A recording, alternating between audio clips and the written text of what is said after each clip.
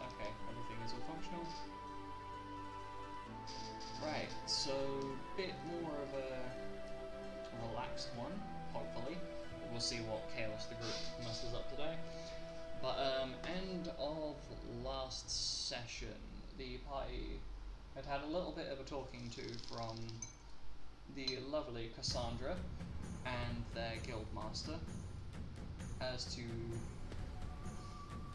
well, a lot of things about their teamwork, about their successes and failures of their missions, and trying to help the group understand why they're being hounded so frequently to try and work together.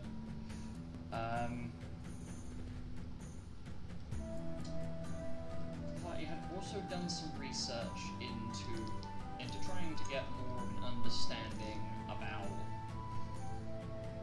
about what they were going to face in Honeywell. Now, I didn't get around to sharing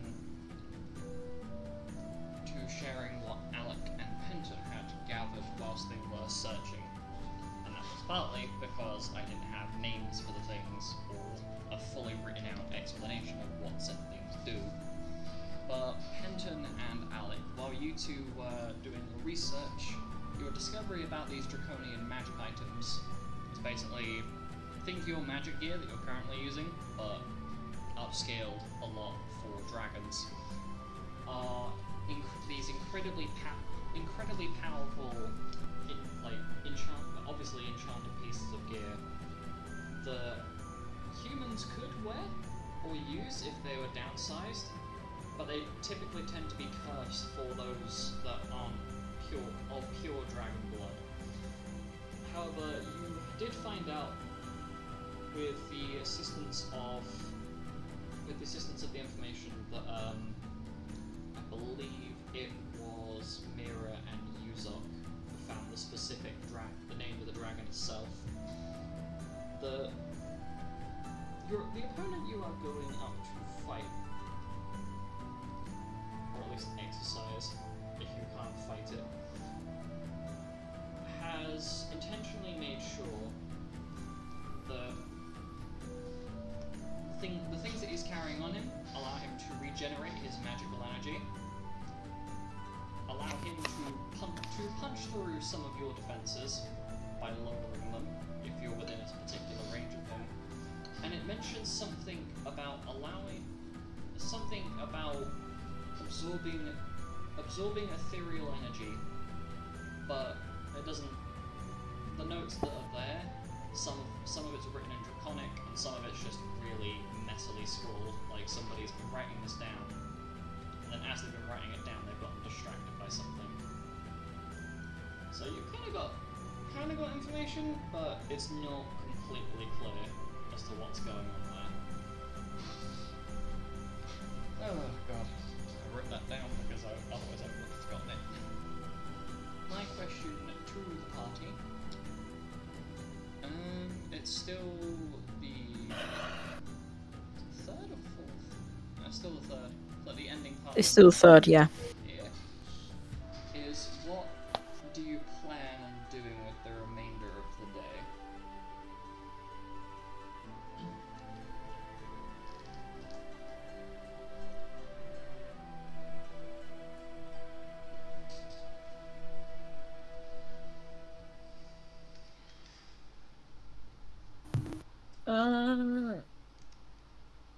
Remainder of the day.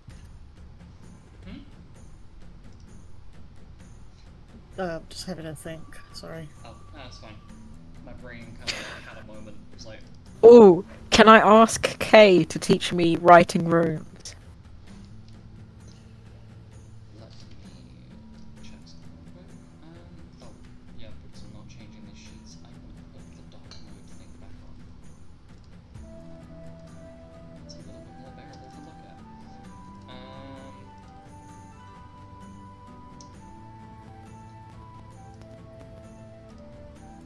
Yeah, about that. She is not capable of writing or speaking them yet. She's capable of reading that language, but she has yet to fully develop the skills to write or speak them. That's why she hasn't been using her runes at all.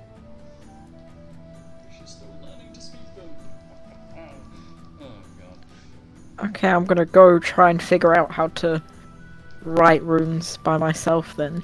Okay.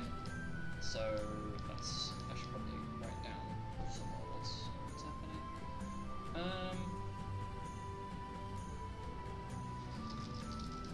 Just insert a new horizontal line. I've been abusing the crap out of this tool.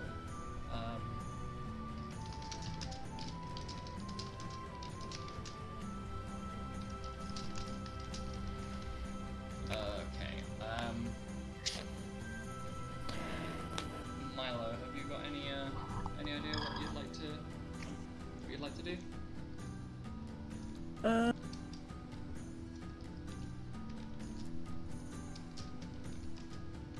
I think Milo's just gonna read in the library. Okay. Anything in particular? History, just anything around history. Just general history stuff. Yeah.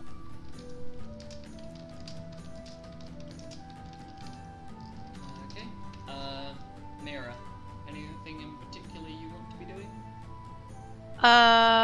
Can I... Do we have a garden? Do you have a garden? Like Yes. a crops... farming. Like a farming garden? Yeah, Yes. let's go. I'm gonna do some farming. So Mira's going off. Mira goes off to.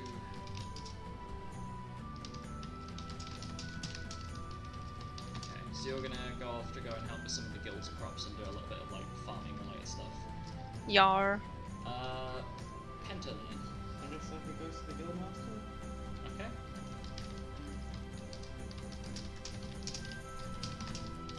Okay, so.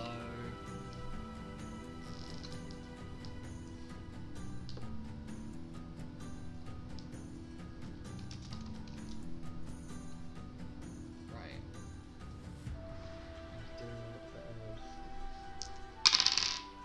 Okay. So. I'm gonna focus on Penton for the start of this. Done a little roll for what's happening with your success rate, Alec. Mira, I'm assuming you're probably going to end up helping one of the other guild members with maintaining the crop space. Hell yeah. Did I get it? Yes, I did. Perfect. So Penton, you end up wandering over to the guildmaster's office.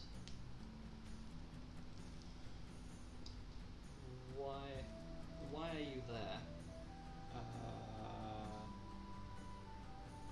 Not really sure. I guess I'm just there for a chat. Okay. So you're knocking on the door, yeah? Yeah. So from inside the room, you hear the familiar voice of the guildmaster, basically call you in. Ah, Penton. Hello. Really enjoyed the speech earlier. One sort of thing stuck with me about us being, like, not knowing how well we were protected up until now. Could you elaborate a bit more on that? What Like, have I got ninjas follow me around or something? No. It's more of a... As Lupus is kind of contemplating, he's scratching his chin, thinking, if I were to describe it more like this, it's not a case of like you're being actively hunted and what have you. It's more of a situation of your group's collective judgments, if you will, haven't exactly been the best.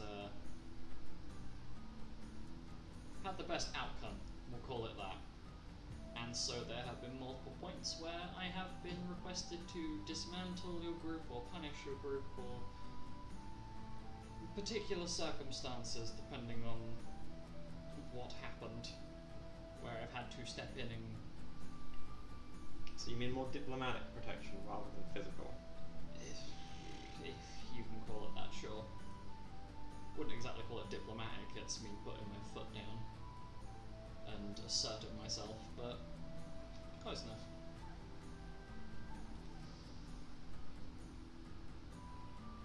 So we have two major opponents that we're supposed to fight Mm-hmm. that will almost certainly kill us, to the point where we're now no longer allowed to fight them. How do I explain it to you? Reason why, as far as I'm aware anyway, I haven't gone and asked individual opinions, but main thing that's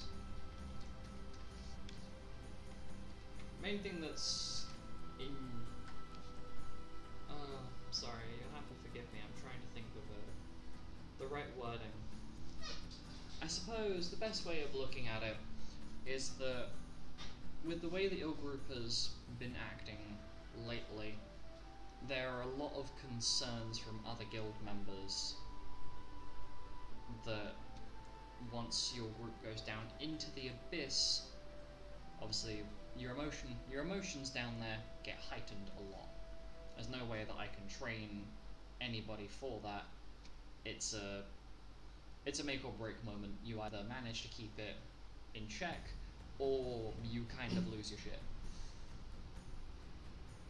As you can imagine, with how stable your group's been, it doesn't sit well with a lot of the guild.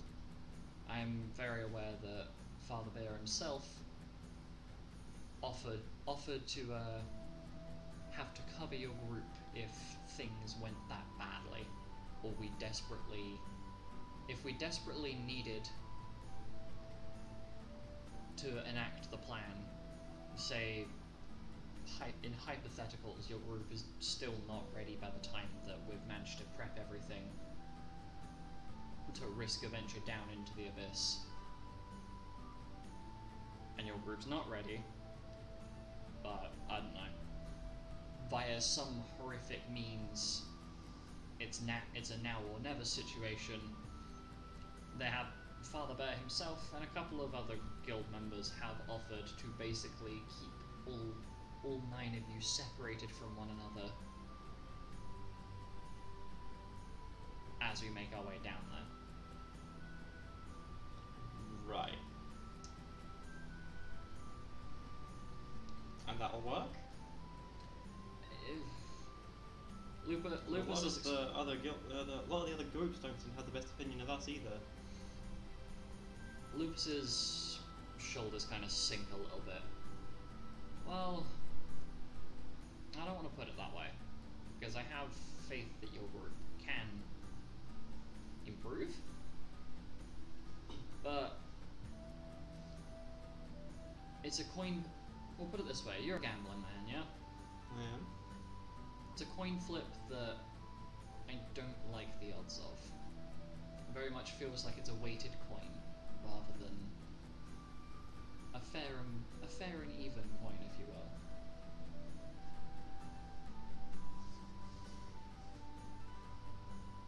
Right.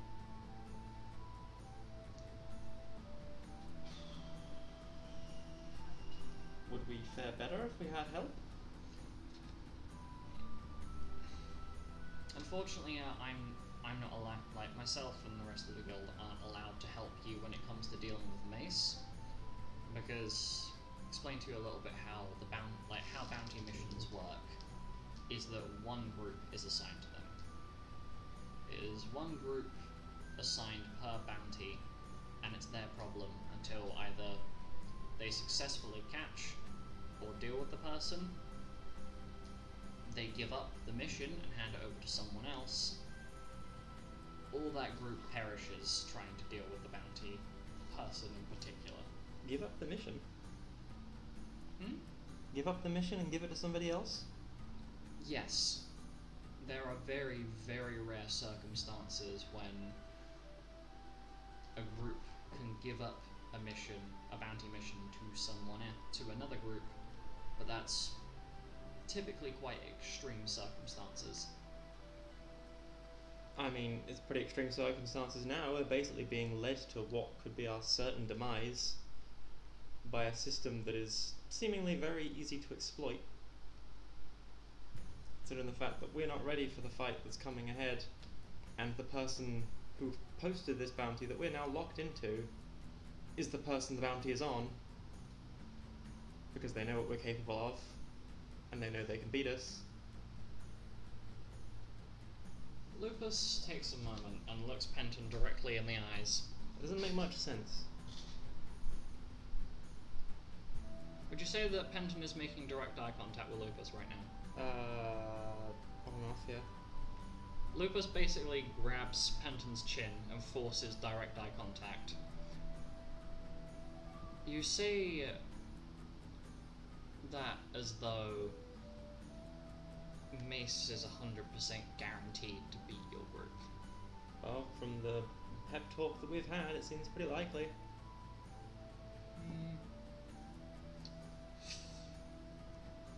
Divide and conquer and all that. Yeah, divide and conquer to a point. Lupus lets go of Penton's chin and kind of leans back into his chair. You see, there's a little fun thing with your group. In that you've dealt with Mace before, and you've won. And Lucas puts his hand on his chest. I genuinely think that you'll do fine against Mace. What I don't have faith in is your ability to deal with the abomination that they've made using Tuck's remains. The one that Delta barely made it back from that mission. Because the guy was basically under constant attack. Are you not allowed to help us with that one? That one? Lucas looks from side to side. That one I can help you on. Because it's not a bounty mission. It's a search and destroy mission. Well, it's technically a hunt mission, but I could offer to help out during that. Although, how do I put it? I don't know whether I would be enough in that situation. What? What do you mean you wouldn't be enough? You're like the most powerful warrior in all the world. Lupus has an almost. It's a very soft smirk, but the kind of look in his eyes is one of. The look in his eyes is one of what I can only describe as, I guess, disagreement. I might be the most powerful guild master, well, currently in the guild association. I may be an incredibly powerful warrior, but I do have my limitations. Unfortunately, I would love to be able to single-handedly destroy the entire cult and just resolve the problem there and then. But unfortunately, well, you get the gist of it. I'm powerful to a point. I can push myself past that point, but the more I push past that point, the more long-term effects it has on me. We'll put it that way. Right. But that being said, if the rest of your group is fine with it, I could definitely come along for that particular fight and assist your team. I don't see why not. No one has a big issue. No one has a big enough issue with you to reject possibly us not dying. Well, true, but I do think it's something that you should bring up with your group as a whole, because it could potentially be that, you know, the bravado I've definitely read from a lot of the body language of your group after that whole lecture, I suppose, definitely seem a lot more motivated but I'm worried that that motivation may come with the backlash of overconfidence. But take it to your group, ask them, see what they think. Overconfidence comes from ignorance, and we've been trying to take steps to work together better, and I guess know thy enemy. We're currently all split up doing research about the silver dragon we're going to be fighting in Honeymill. So I guess we'll do the same for Mace, and we'll do the same for Tuck, because we know nothing about Tuck right now. Well, if you like, I can try and gather some bits and pieces together. And, I don't know, the rest of your group, if you run that back to the rest of your group, as I imagine you could probably ask my goddaughter. You could ask her about it, but I don't think she's actually seen the man on the battlefield. So you get the social understanding of what the guy's like. Just ask the very oblivious child of said man, who currently lives in the same room as you. Yeah. Feedback to your group, and I'll But that's the man, not the supposed monster. They tend to have a track record of keeping some semblance of the origin pieces, if you will. And Lucas looks a little bit, has like a grimace on his face as he says that. But if you want, I'll go gather some of the details that I've got, and I guess you can ask your team, or would you rather a group, whichever one's more appropriate, if you will.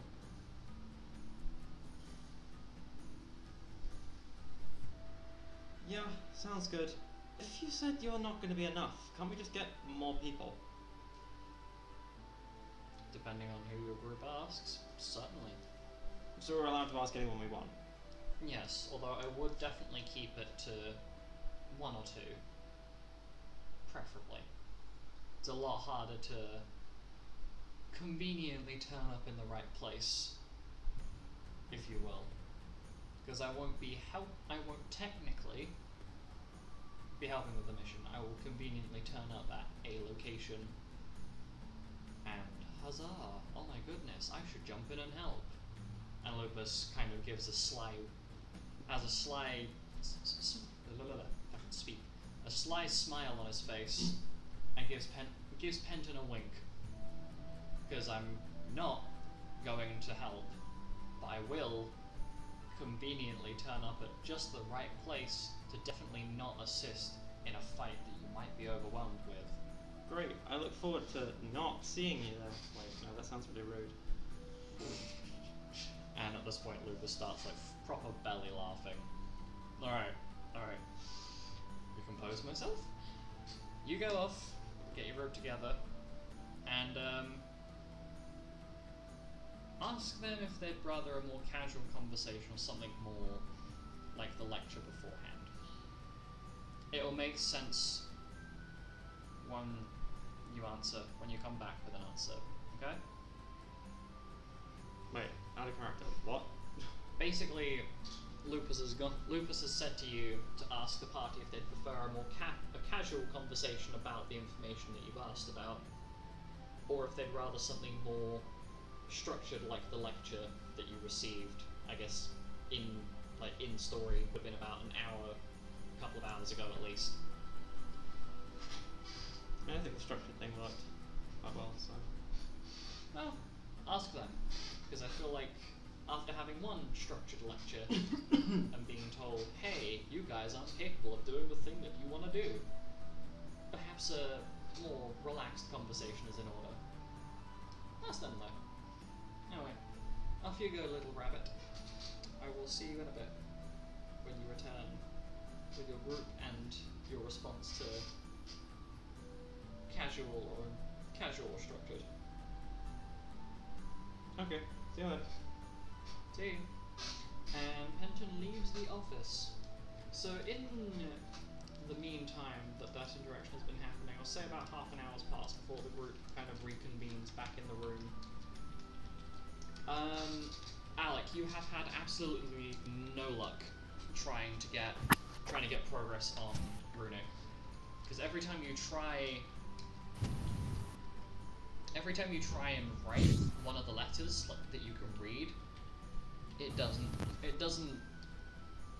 What's the word? It doesn't rune. Yeah, basically, whenever you read a runic letter, it kind of has like a magical aura to it.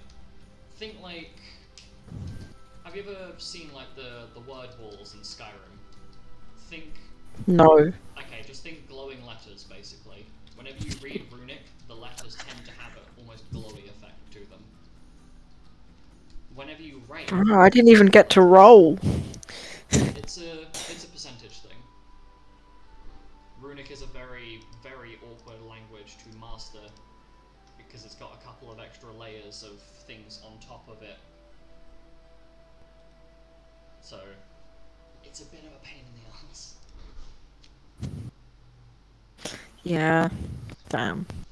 But I can say Maybe next time. I can say you definitely retained your understanding of how to read it. But it might be worth, I guess, I'll say that Alec has kind of come to the logical conclusion he might need to ask someone who has more experience with it. It does not seem inherently obvious as to, oh, just write letter. Hang on a minute. Why it's not really cavemanish, but write letter. Why letter no glow? Bruh.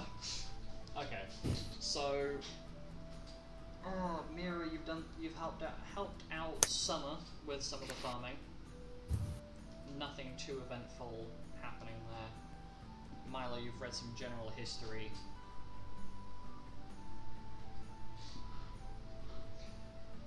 Oh boy, right, so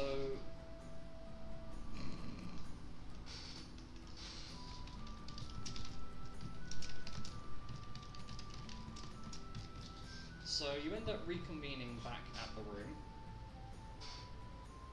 where Penton is kind of just sitting there. It seems as though he has been, I guess, anticipating your return? Would that be an appropriate presumption to make? Asking the player. Huh? I am very stressed out and I don't actually know what I'm anticipating.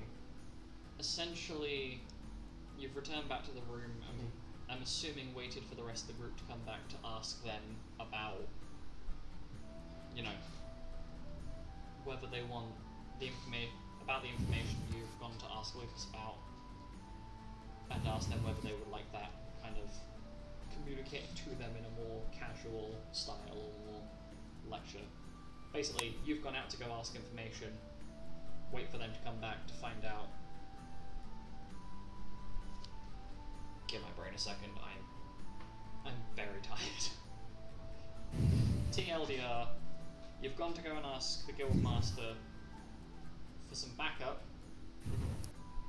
but you've also asked about some information regarding Tuck, more combat-wise, what he was capable of doing, about the abomination thing. And Lucas has said to you that he will basically bring the information to you, or he can present it to your entire group in a more relaxed manner, or just give them another lecture. So essentially, you want to try and find out from the group whether they want to have a more chill chat with the guildmaster about, hey, this green man that's going to probably murder us all, what he do though, or have it more lecture-like. Right. Basically just communicating to the rest of the group that you've gone to go get some information. The guildmaster is going to share it with them.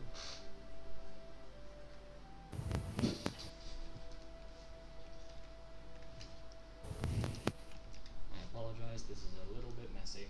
It is one of those days. Well, yeah. That. Basically.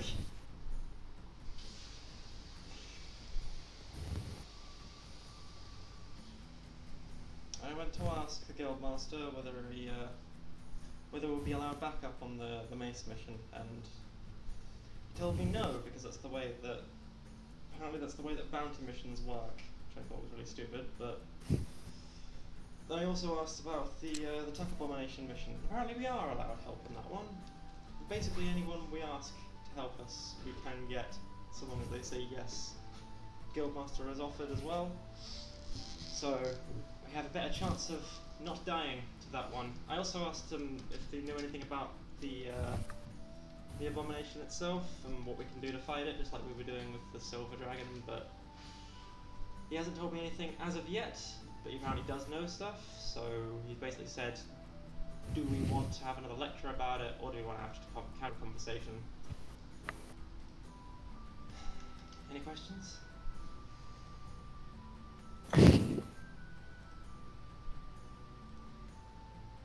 So that as a no? No. So would you prefer another lecture, or...? No. Good. The other option. Cool. Thank you. I'm gonna fuck off and go do some poker or something. Okay. That was out of character.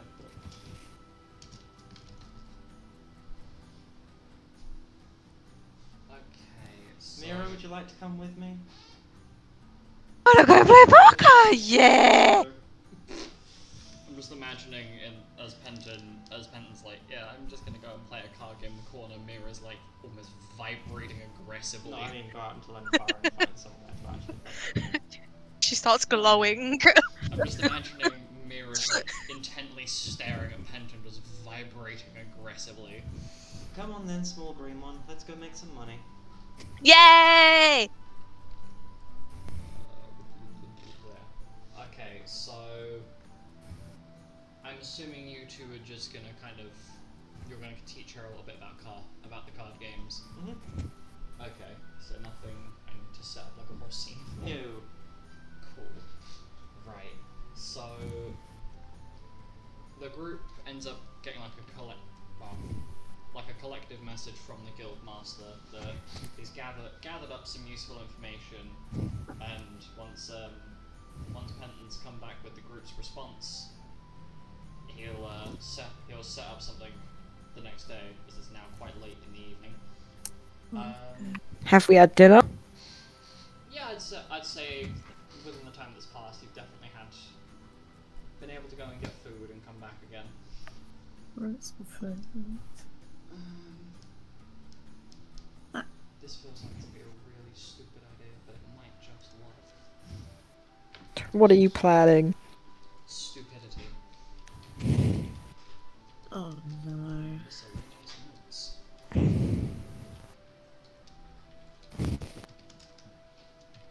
I'm sending overheating laptop vibes to you. Surprisingly enough, it's actually like cooled down quite a lot. Sending negative vibrations your way. You sound like my mum. So, as you guys are kind of like, what, Penton and Mira have gone off to play cards and that. This is gonna sound really weird out of context, but you find Kay and Xanis basically messing about with magic. Specifically, messing about with the cure spell. And it looks as though they're trying to get it to work by putting the spells together, if that makes sense. They're trying to both cast the same spell at the same time, and they're kind of getting there. They're not succeeding, but they're not failing either. They're having an experience. Does anybody want to question what the hell they're doing? Sure. Hey, what are you guys doing?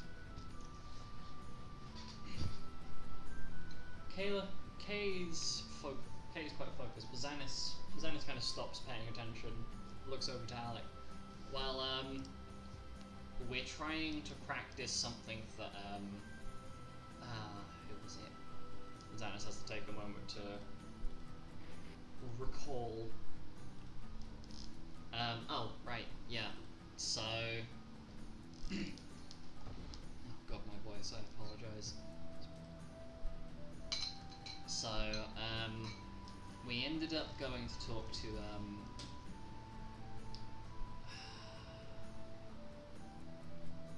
doing myself no favours by not having half of the things I need open. Brain cells, please. So, we ended up going to talk to, a couple of members of Group E. Because one of their group is this Forest Hollow Fox from Papa Wolf's. I think he's a friend of Papa Wolf's, but he's from Papa Fox's tribe. And him and was it? I think it was him and somebody else. My brain is going a little bit blank, but I think it was him and one of the other guild members were casting spells together, and so obviously I ended up asking, and they called it twin casting. Apparently, if you practice hard enough, you can put spells together. It didn't make sense to me, but when I told Kay about it, she seemed really excited and wanted to try and see if we could do that. So, I mean, we found a spell that we both know that we can cast, so it's some sort of progress, I guess, but every time I try and do it, it just kind of stops. I haven't quite figured it out yet. And Xanis is scratching the back of his head, looking a little bit embarrassed. Because in this situation, Kay has definitely got the lead on him here in terms of not just general understanding of how to cast magic, but specifically healing magic.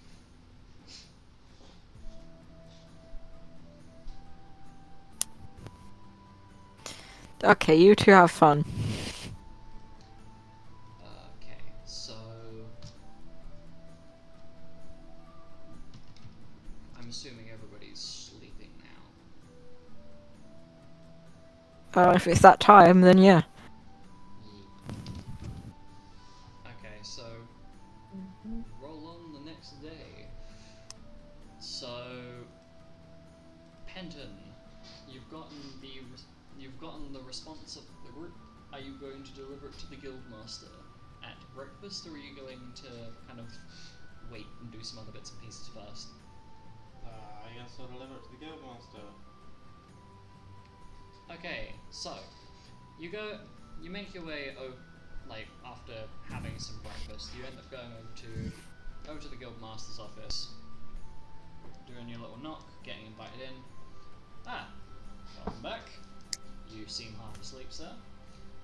I am half asleep, sir.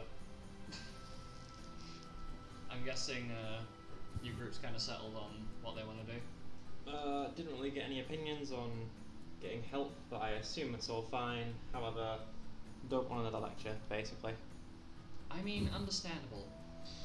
If you want to go give them all a shout, I'll go and basically get some tea set up or something. Tea sounds good. Toodles.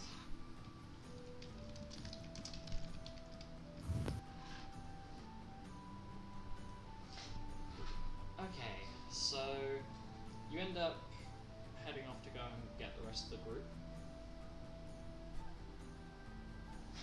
And after a little while, you make your way back towards the guildmaster's office, but on his door there is basically a note left giving you directions to another room in the guild. It's a little bit further towards the back of the guild itself. But once you make it there, it's a quite nice plush room. Comfy cushions, you know, spread all over the place. If I could describe to you a room basically filled with pillows, that is effectively what you've just walked into. And sitting in front of basically like a little raised stone platform, I guess, is a pot of what looks like a pot of tea over a small flame. And Lupus looks up at the group. Ah, come in, come in, come in. Feel free to kick your shoes off, whatever. Relax. And I guess for picturing mental image, Lupus is basically sitting in a half undone smart shirt sort of thing, rather than body armor.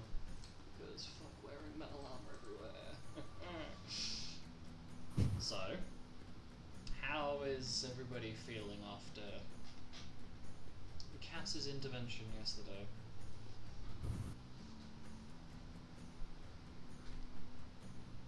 Fine.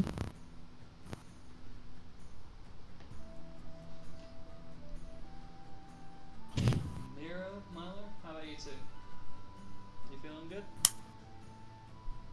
I mean, she's still quite scary. Yeah.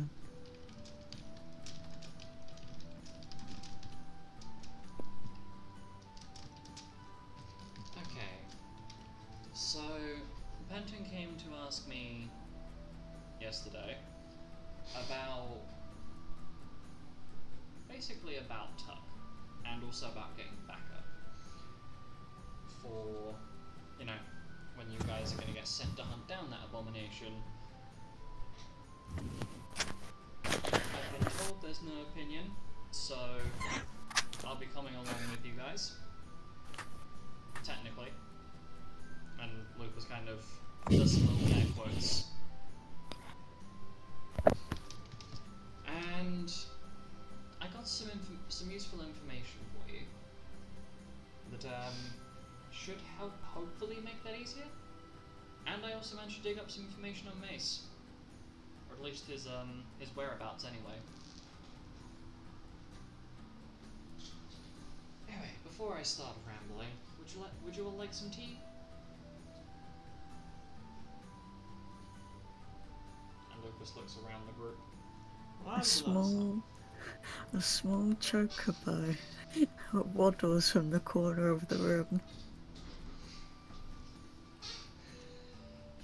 Lupus looks at this tiny bird that has just waddled in from the corner of the room. The chocobo looks at Lupus. Lupus looks at the bird and lets out a sigh.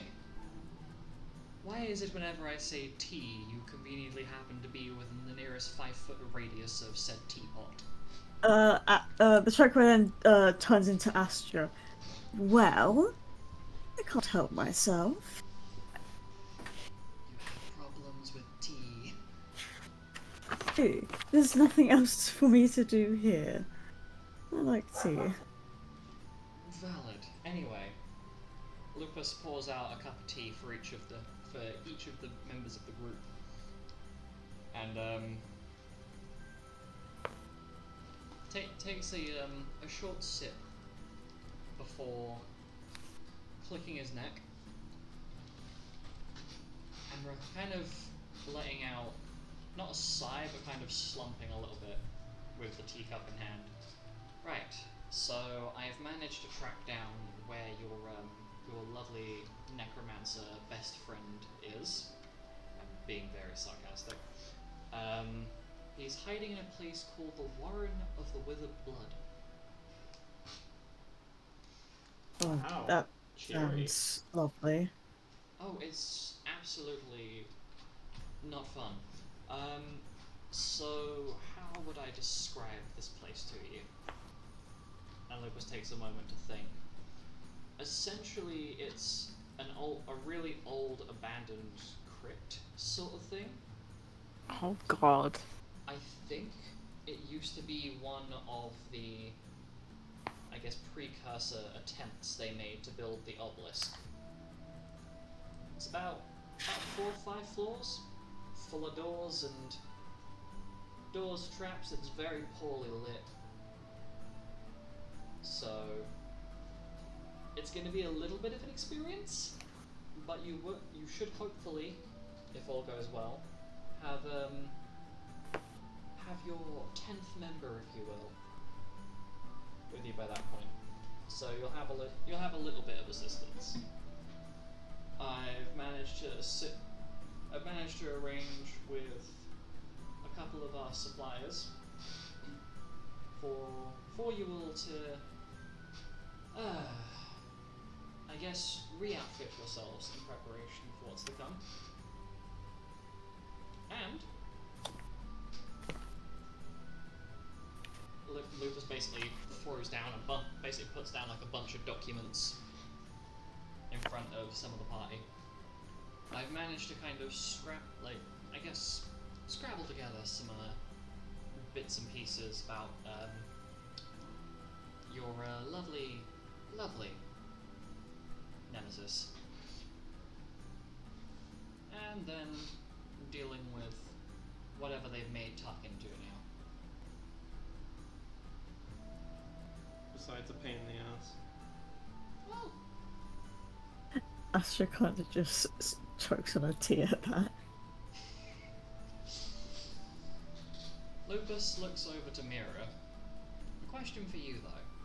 Are you gonna be okay when it comes to fighting this thing? I mean, you're gonna have to define okay. We're not gonna have to completely rehabilitate you, are we? That's a little bit debatable. Because I mean, both my parents have just kind of gone kaput over the last couple months, but I think I'll do my best. Lupus just kind of has like a semi-awkward smile on his face of, well, it's reassuring, but also I'm not entirely sure how to feel about that. Right, well. Oh god. The good news at least is that I've gotten a request from one of your fellow guild members to assist you on this arduous task to destroy this abomination. And Lupus is kind of laying it on thick as he's looking directly at Pendant. Well, who do you think asked? But I don't suppose there's anybody else that you would consider asking. And Lupus is nodding his head towards where Astra is currently sitting and being not very subtle at all.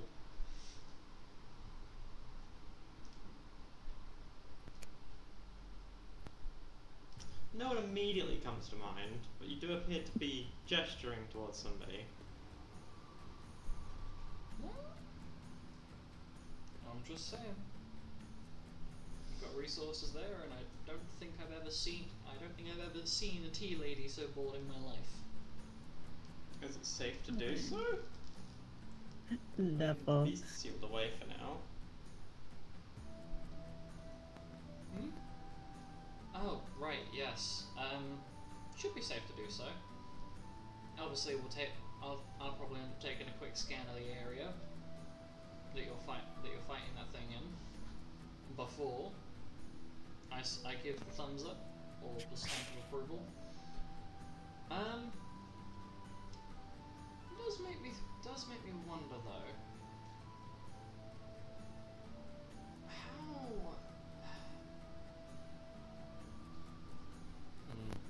What's the right way of wording this? How are you feeling about your chances? Be honest with me.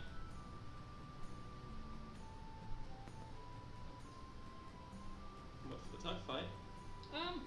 Just generally against your two fixed in missions, if you will. Well, considerably less confident than I was before we had the lecture yesterday. Yes, Considering that there's so little faith in us that we're actually now no longer allowed to fight the big baddie. It was supposed to be my destiny and all, so, you know, that sort of undercut me a little bit. But I still think we have it in us. Right, guys? Guys? I guess we'll find out on the day. Well, Good enough. I must say it was a little heavy-handed of some of the guild members wanting to rescind votes, and there was enough of them that I kind of had to do so. But I do think that you are capable of handling yourselves. You just... I can't think of a way to word it that doesn't sound mildly insulting. But I think you've got it in the bag. It's just going to be a case of getting through it, dealing with the things, and then once you've dealt with that, I'm sure that 99% of the guild are going to change their minds. I mean, hell, if this is anything, friggin' Lycus, of all people, is the I am the social man himself, and Lupus does a really bad. It sounds kind of bad to start off with, but isn't too far off by the end of his speech. Yeah, I can't brain cell, excuse me. But Lycus seems to have faith in you, and he's not one to exactly put his faith in people that often. I guess that's what you get for being the main social body of the elites for so long. But I've got a couple of things set up. Obviously, if you'd be willing to have myself and Ashtra assist you with the abomination, we'll be more than happy to assist. But we won't take over. If you understand what I'm saying. I mean, honestly, really wouldn't care if you did. Oh. That way we stay alive. Not taking the easy way out or anything, just saying. No. I do think that it was a bit... what's the word? A bit unfair that Group A would pull the rug underneath you like that. And don't worry, they've been very much spoken to for that. Because I'm getting a little tired of them pulling the cheeky trick like that. But they're gonna do what they're gonna do. My question is though,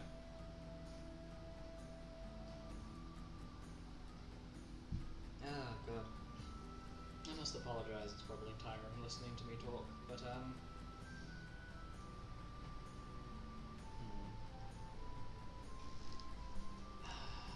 Lupus takes a moment to contemplate what he's going to say.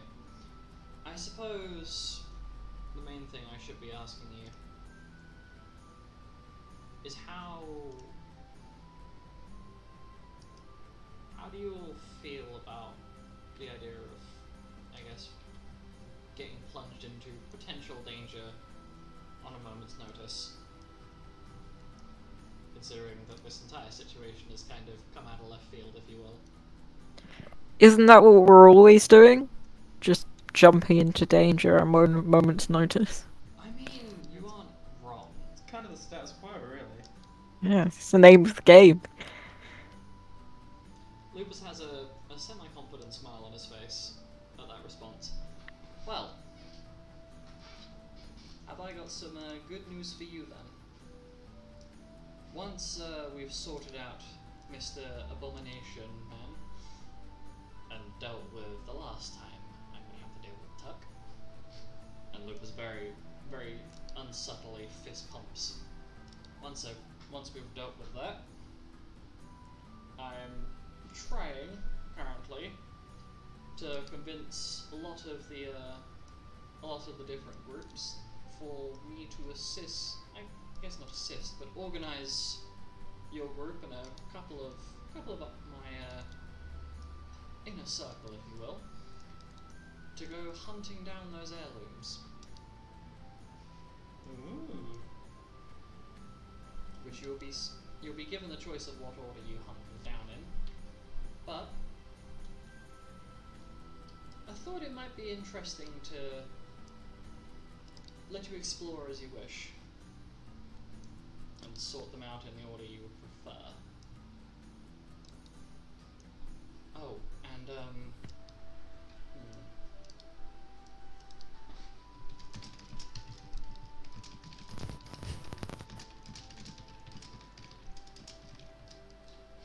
But should manage to get everything sorted out pretty soon. Although, let's think.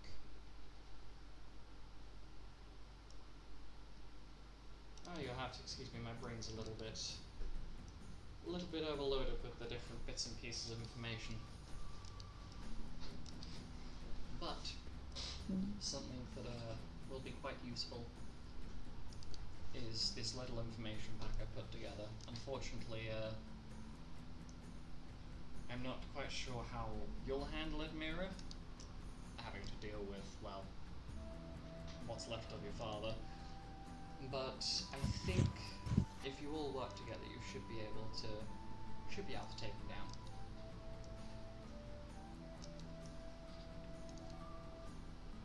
And if you do come back from that situation in one piece, well, I'll be more than happy to organize some free time, if you will. Basically, just make sure that the other guild groups are redirected to dealing with the cult, as we're getting relatively close to the point now where they like to start crawling out the woodwork. Haven't they been doing that the whole time? Yeah, that's what I was gonna say. Everywhere we go, we end up encountering them in some way. Yeah, unfortunately they have an annoying tendency for that.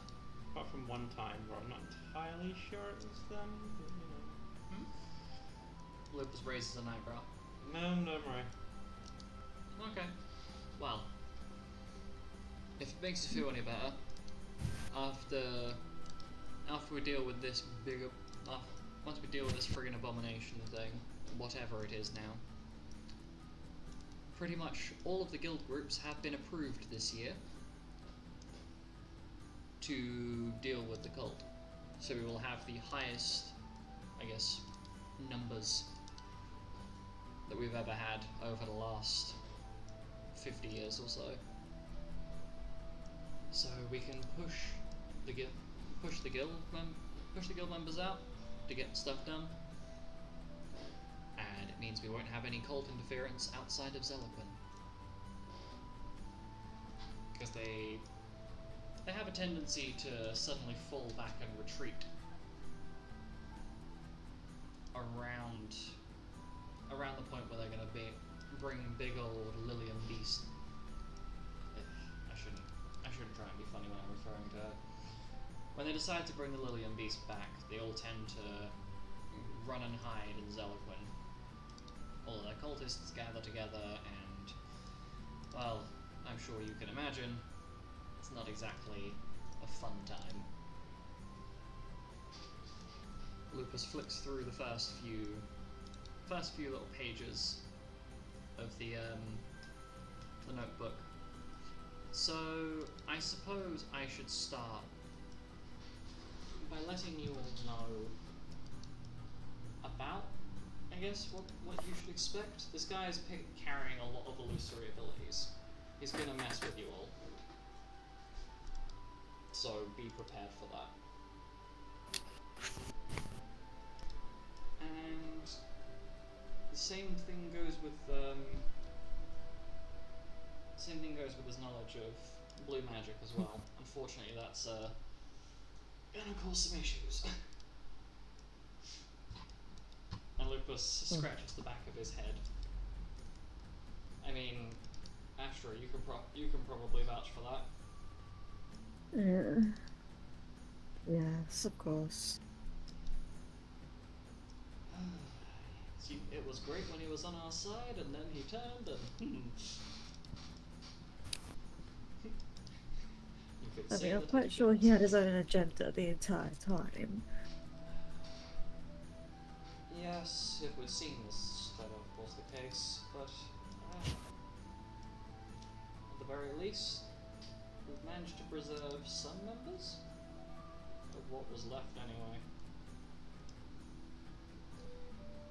Lupus sits up a little bit. So we'll say that myself and Astra will come and assist you on dealing with the abomination. My request, I guess, is that when it comes to dealing with Mace and the Warren, don't let yourself get split up. That place is a maze. And there's a lot of hidden doors, a lot of passageways, lots of traps. Essentially, the place is going to be every single corner you go around, check everything. Hey, I guess Mira, that's where you'll shine, because you have a habit of what's the right wording? Of investigating everything that takes your fascination. Just a bit. Lupus chuckles a little bit, and after a few moments, kind of properly sits up. I should let you know that, well, since it's a matter that came up quite recently, that Alistair has left the guild. So he is no longer part of the group part of the other group with Mado, Leon, and Throck. The guy is just waltzed on out. Can't say I'm sad to see him go, but I feel like you guys should probably be made aware of that in case, I don't know, you have anything. In case we meet a sassy skeleton on our journey. Yeah, sassy is definitely a word for it. Oh, speaking of which, didn't one of you guys have his phylactery? Lupus looks. Yeah. Do you know what you're doing with that? Because I assume you're Not a sodding clue. To be honest, I have an idea. Yeah?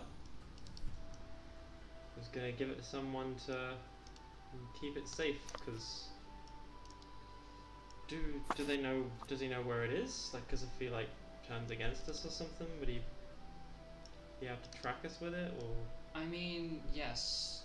I don't know a lot about this stuff. Yeah.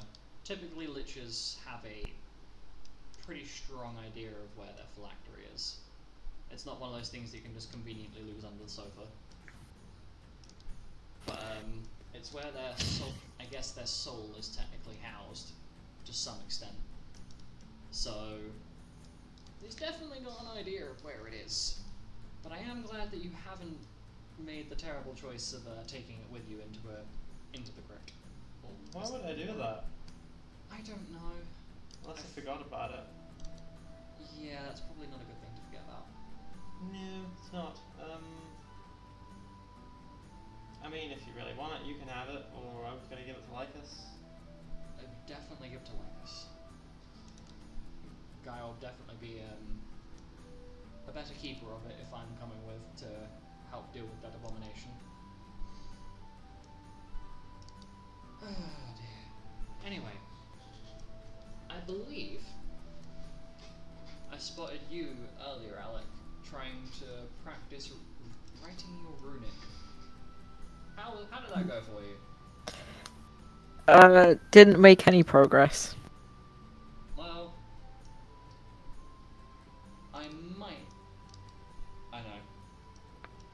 might be able to organise some teaching for you with Nova. Excellent. That would be good, thanks. Yeah. Speaking of which, is there anything that the rest of you would like some assistance on from any of the other guild members? Be it maybe some sniper practice, or I'd kind of like some training of my illusory magic. I was thinking about going to the simulation room and trying some of it out, but not much of it's very offensive, so I don't really know how it would work when I was on my own. Well, you could ask one of your group, or I could arrange with one of the other guild members to, well, I guess try and educate you and assist you with that. Probably the second option, because the first option would probably just involve me traumatizing Mira. Okay. Wait, what? Purely because you're the most likely person to say yes. God, you're so right. Yeah. I mean, you literally walked over and allowed me to punch you in the face. Lucas Yeah. just sits there and chuckles at the mental image that brings forth. Okay, so I'm gonna arrange for Alec to get teaching and runic from Nova. Oh my god. I've got me going to write Penton. Missed the key for the first N in his name, so Pempton. Pempton. Okay, from who is Penton gonna get illusion training from? I now have to scroll down a list to settle on who.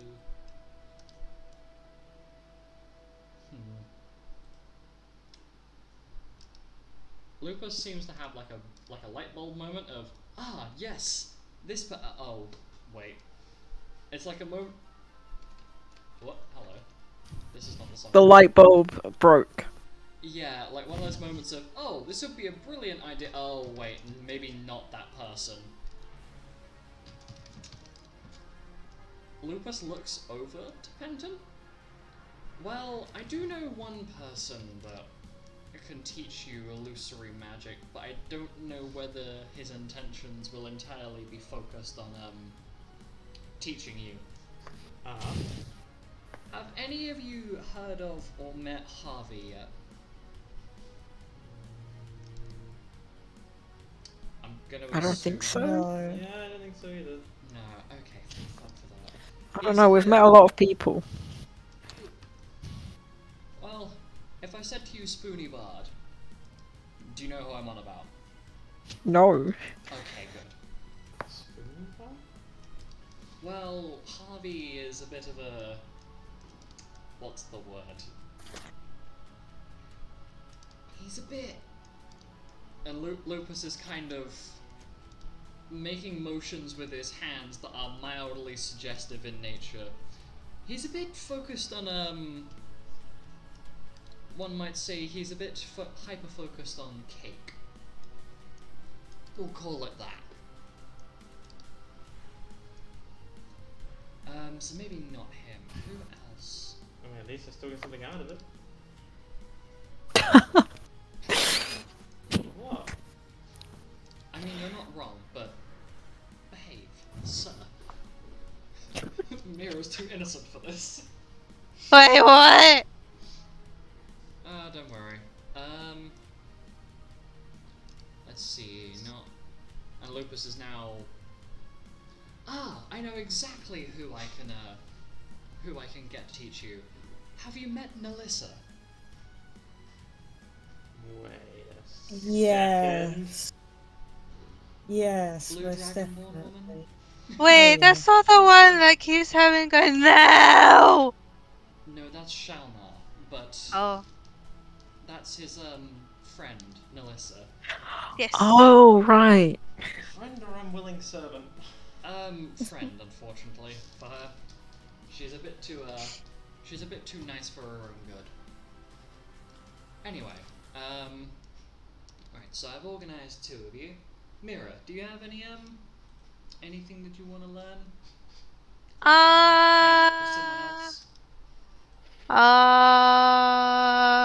Oh no, I didn't think about this. I should have used my brain before this. Well done. Do you have any suggestions? Or what do you think Mira would want to be learning right now? Probably just more of her nature or just interacting with people. So somebody that's good with social then. Yeah.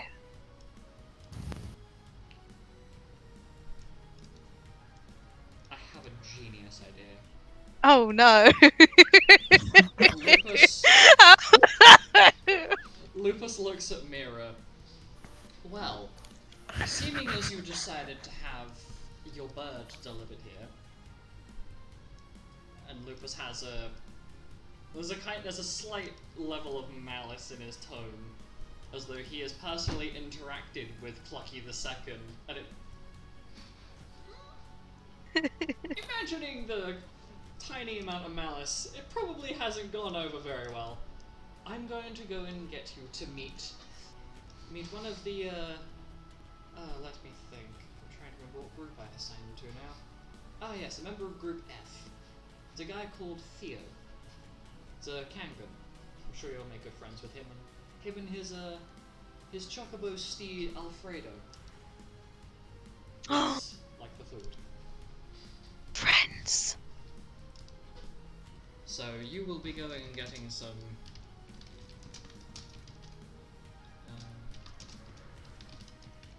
Oh my god, I can't spell. This is going to be a very interesting session to listen back to because like half of us just aren't here mentally. I'm here. You're here?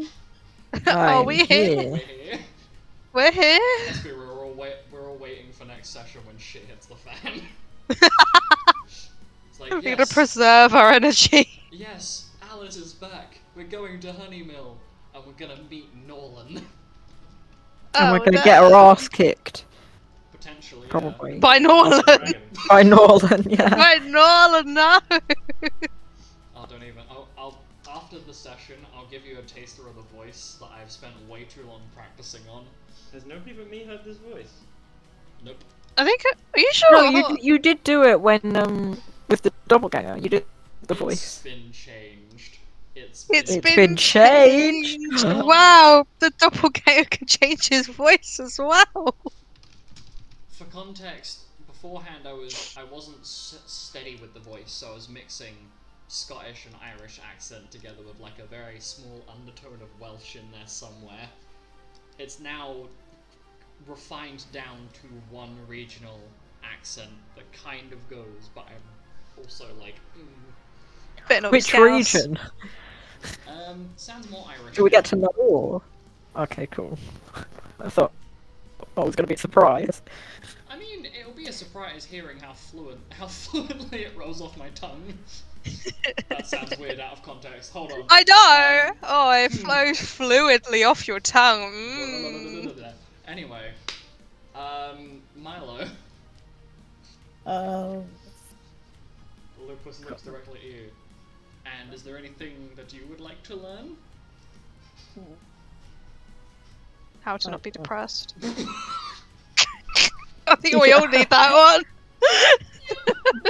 Coping mechanisms, Milo. Yeah. Think, Milo, think. We all have depression. You're right. Is that is it that Thanos me? Think. I don't know. Would you like a little bit longer to think on it? Yeah.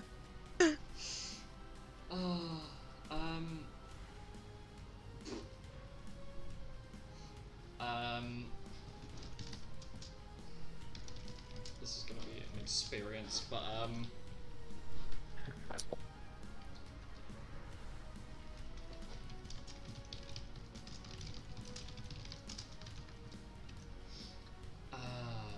so whilst Milo has a few minutes to thunk,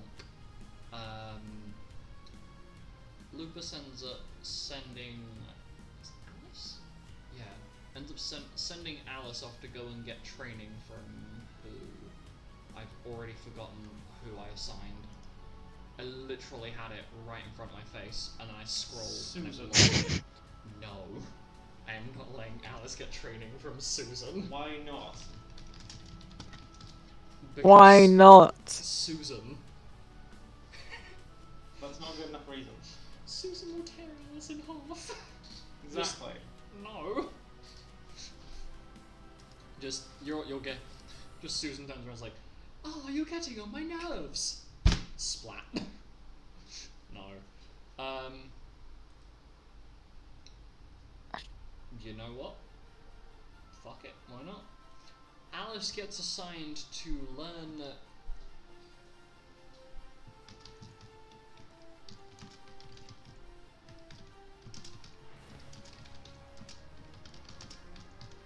She's being assigned to learn. That's all she can muster. No, she's being assigned to learn to basically increase her intellect under the tutelage of Thorn.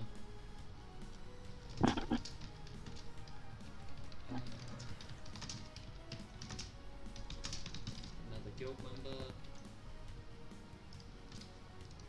Okay.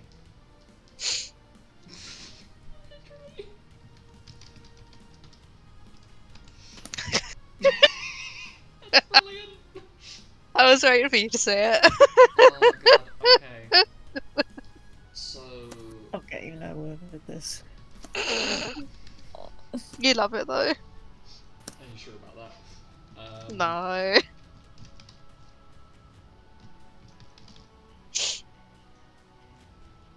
Okay, so you're assigned, you're assigned, you're assigned, you are. I'm being really thick, who am I forgetting here? 1, 2, 3, 4, 5, 6, 8. Who is the 9th person that I'm somehow managing to forget after this? Is it me?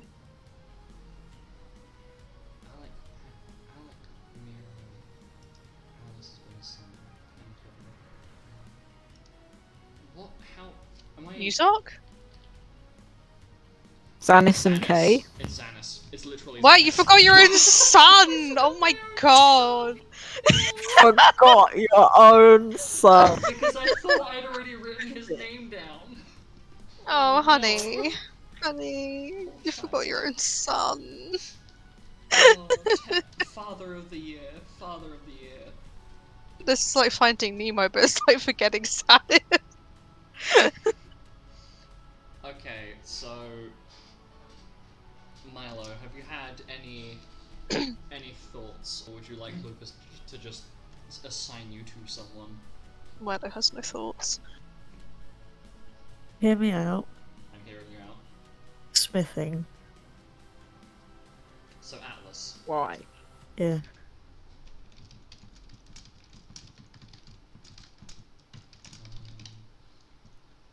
Oh god, now I've got to lock out. Who the hell am I gonna assign? Gelda. Gelda, what is Gelda supposed to be learning to do? And why do I feel like something is gonna go hilariously pear-shaped here? Did you say pear-shaped or penny-shaped? I'm sure you said pear. Either one. Either one. Pennies are just circles. Oh, That's- no. That's normal. Gelda gets squished! Oh no! No, he's Lupus- died too many times. Lupus looks over to Gelda. So, what do you want to get taught on, Gelda? I can't imagine it's going to be anything unusual, but... Well, I'd like to learn how to dance. Oh, for fuck's sake. A what? Well, you see, dancing. Hear me out. I would like to learn to dance. Hey Milo. I'm gonna learn to shake my thing while riding atop Fenrir. It'll be mass confusion. They'll never see it coming. The cultists will be so confused that they'll be too busy staring at the random sight of me standing atop a giant bounding wolf while throwing it back, and you can snipe them from a distance. I think I'll It's also be genius, confused. Can I have a I think panic we'll attack all in the be corner? Lupus has possibly the blankest expression. Astra is killed over laughing. Well, Astra, this is this is the person that your grandson seemingly interested in. Okay. He definitely had. I tell you what, is it Oh, something about your adoptive daughter's, like, family or something like that? It's always something to do with the dancing. Dancing and rabbits. I mean, Casper. My god, man. Dancing and rabbits. we're asking the wrong person there. I'm gonna have to ask Karina. I swear to God, if it's Wait. because of that white bunny teddy that I carried around for her for God knows how long. I think she still has it, I'm quite sure. Yes, she does, because I remember her bringing it with her last time she visited. Anyway, Jelda, I'm gonna make the mistake of putting you with Toria and Toro. Just a forewarning. Fun. Their pet, a couple of steps up their family tree was a satyr, so they're gonna be a little bit humorous, we'll put it that way. But they'll be the best training for your dancing ability, and I'm sure you'll confuse the hell out of Milo as you're standing upon Fenrir and doing as you will.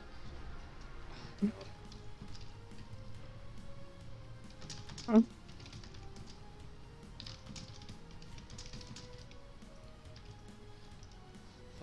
Putting someone who is asexual with two satyr horns, trying to teach him how to dance. He's gonna have absolutely no fucking clue what half of their humour's about. Lupus looks over to Kay. Please tell me that what you're gonna ask to be taught is more sound, or at least not completely out there. Well, And Kay scratches her chin. Well, now that you mention it, I do want to get taught a bit about spirit hunting. I feel like that's going to be kind of useful considering, well, my family's thing is kind of dealing with necromancers. I don't know whether Yes, Kay, the thought had crossed my mind that you are dealing with an undead enemy constantly. Don't need to sass me, dear. Right. Who can I put you with? And Lupus has pulled a book out of essentially thin air and is currently flicking through the pages. Right. Spirit hunting. I'm gonna put you with Farron Bloomwill. It's another Asimar in this guild. He's a spirit hunter. He's been doing it for a while. I'm sure that you two will have an absolute field day.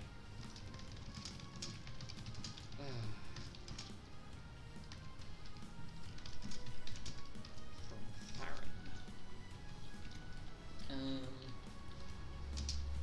Right. Yuzok. Please don't have something random? Well. Yuzok already know how to do geomance. And Yuzok know how to smash. Lupus raises an eyebrow. So Yuzok want to learn to heal. And then hunt things and punch things in the face and... Okay.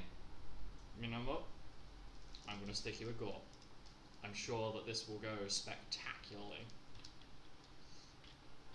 But if you want somebody who... Oh yeah, because it'll be someone that can talk to you in your native tongue as well, so you're not having to deal with difficulties around your, I guess, language barriers with common.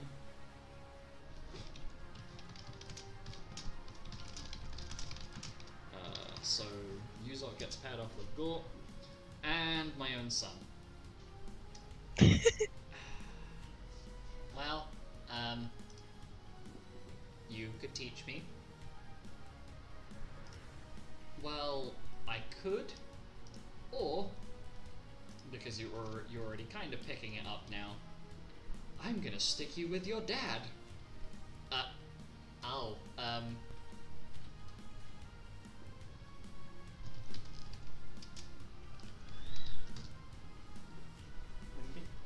Sorry, that was the worst time to tab back to see. Please tell me you didn't actually edit that in. I managed to change it back! I changed it back! face! I go It's just a bit that says face! skill name. It doesn't have any formula in it. Yeah, no, it's fine. I literally control Z it. It's control Z it. It's fine. It's completely fine. I failed the sim check. Simp check. Zero to simp.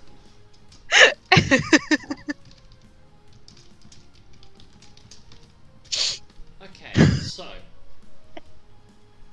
just to run back through my loop, like Lupus will be doing this in character.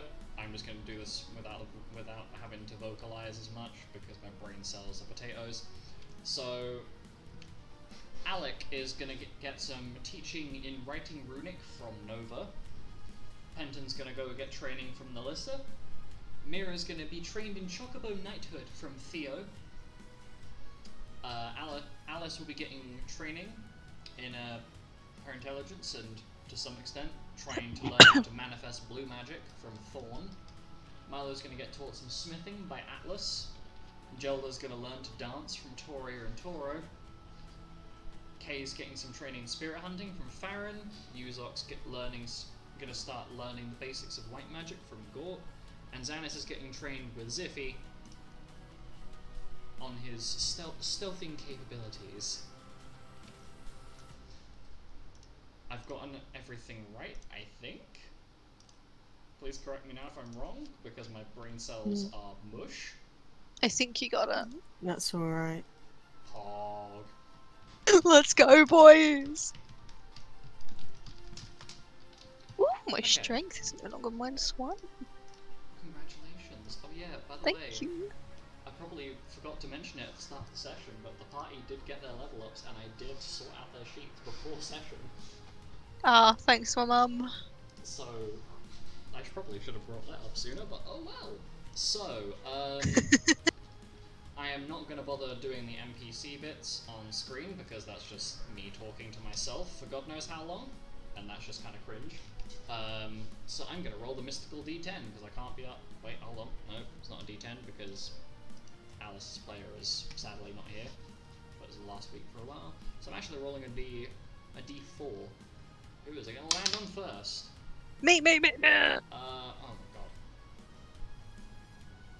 Just gonna rework it. Yep, it's me. It's me. It's Mira. You should be what? So, Mira, as you lot kind of actually, yeah, I'm gonna say the group kind of ends up disbanding, but you do take some of the information with you about, you know, Tuck's combat capabilities and some of the information about the Warren of the Withered Blood that you will be going into to chase after Mace. So you'll have a rough idea of what the lighting in there is like and some of the surrounding area, I guess. So what little information I can get hold of that's recent. And as the group splits off, Mira, you end up getting taken to where Clucky the Second is, and you meet this. Do you want me to do like show you like a size comparison thing so you can see the height difference between you and the person you're talking to? Hell yeah. Okay, Mira is how tall again? You have it on 5 your foot appearance page. 6. Let me have a look. It might be 5'7". Yeah, it's 5'6". 5'6". Okay, so this is going to be interesting. So,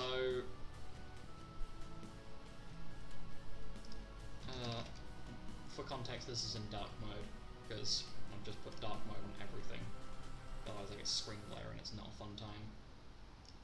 So you end up collecting Clucky. I'm gonna have to turn dark mode off for this. The second. Clucky the Second.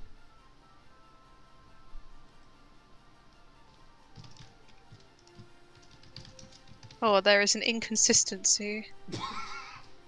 So Mira's one on that. Oh my word! So you end up meeting Theo, a 7'2" Kangan male, and his equally large burb, a kind of like creamy white feathered chocobo called Alfredo. Yes, it is a food joke. Kind of.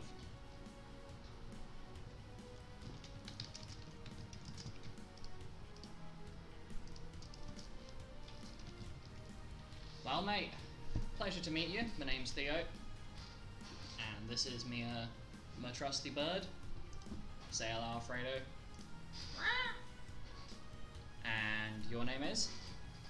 I'm Maria, and this is Clucky the Second. Clucky just looks up at the bigger bird. Tilts his head. Right. So what a guildmaster's asked me to do is to teach you how to, well, make use of your stubborn bird. So, what we're gonna do is, well, I guess figure out how to get a saddle on him. Well, he's a bit small. Theo scratches his chin and nods. You got a point. You got a point, mate. I'm not quite sure what to do about that one. Well, I guess we'll have to teach you with Alfredo, and we can work out how to get a saddle on your bird later. Come on then. And Yay. with lance in hand, it's a wooden training lance, by the way. You end up getting taken outside to this like kind of, I want to call it like a jousting ring sort of thing, just outside the guild. Right. So what you want to do? Hop up on. Alfredo's lovely. She's not going to throw you off. And you Okay. basically Theo starts showing you the way to like kind of like buck your knees together to encourage the chocobo to hurry up, or how to get them to slow down, slowly teaching you more about how to handle the chocobo itself.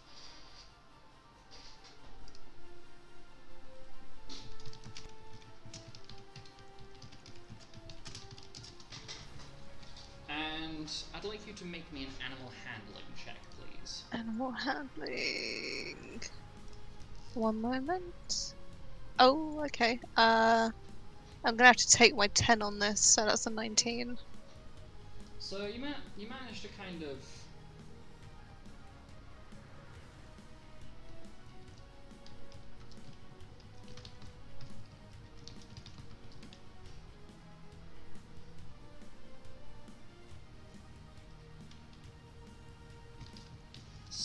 you do kind of manage to start getting the hang of it. Although I will say it's kind of the rough position of it. I'll fix it. Thank you. So the rough, like you're getting the rough positions of it, but you're kind of realizing that this is using somebody else's mount. Clucky the Second might not be so receptive. You think?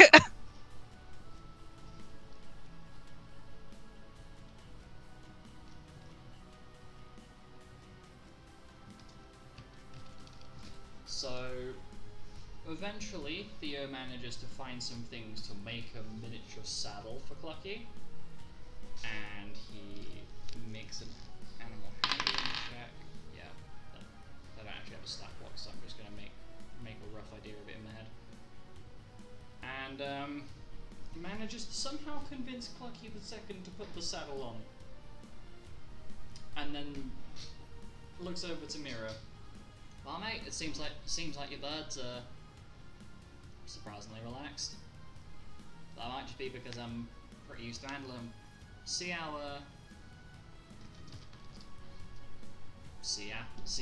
he feels the saddle. Okay.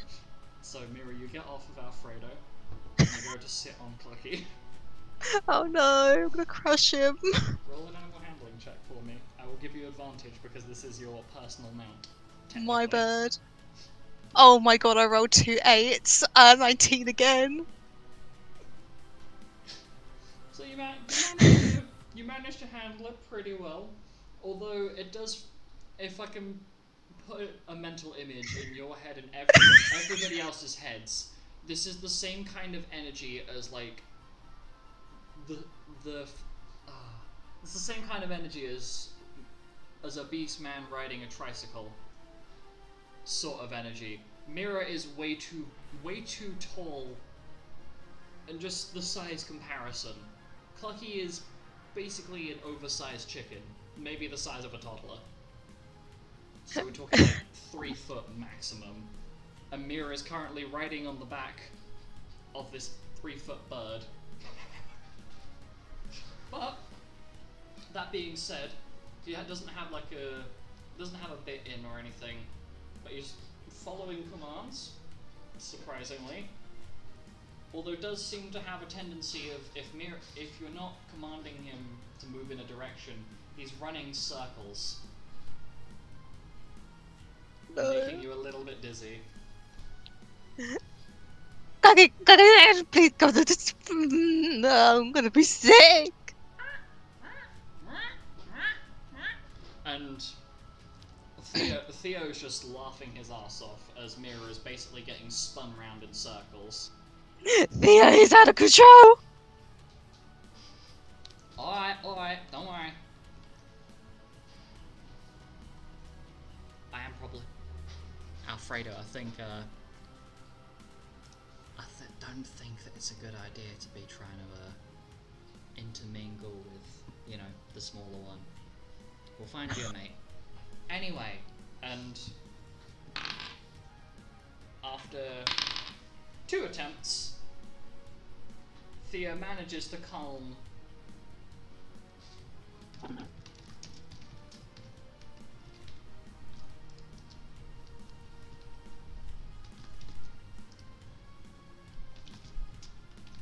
Oh my god, he's gay.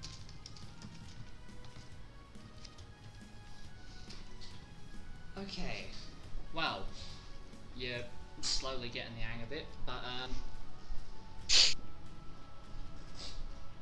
what we'll do is we'll try this again, and eventually get the hang of it, okay? Okay, thank you. Right,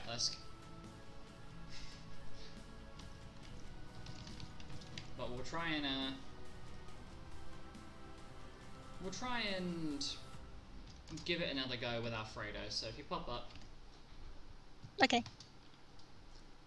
Don't need to roll again. Nah, so we're gonna jump over to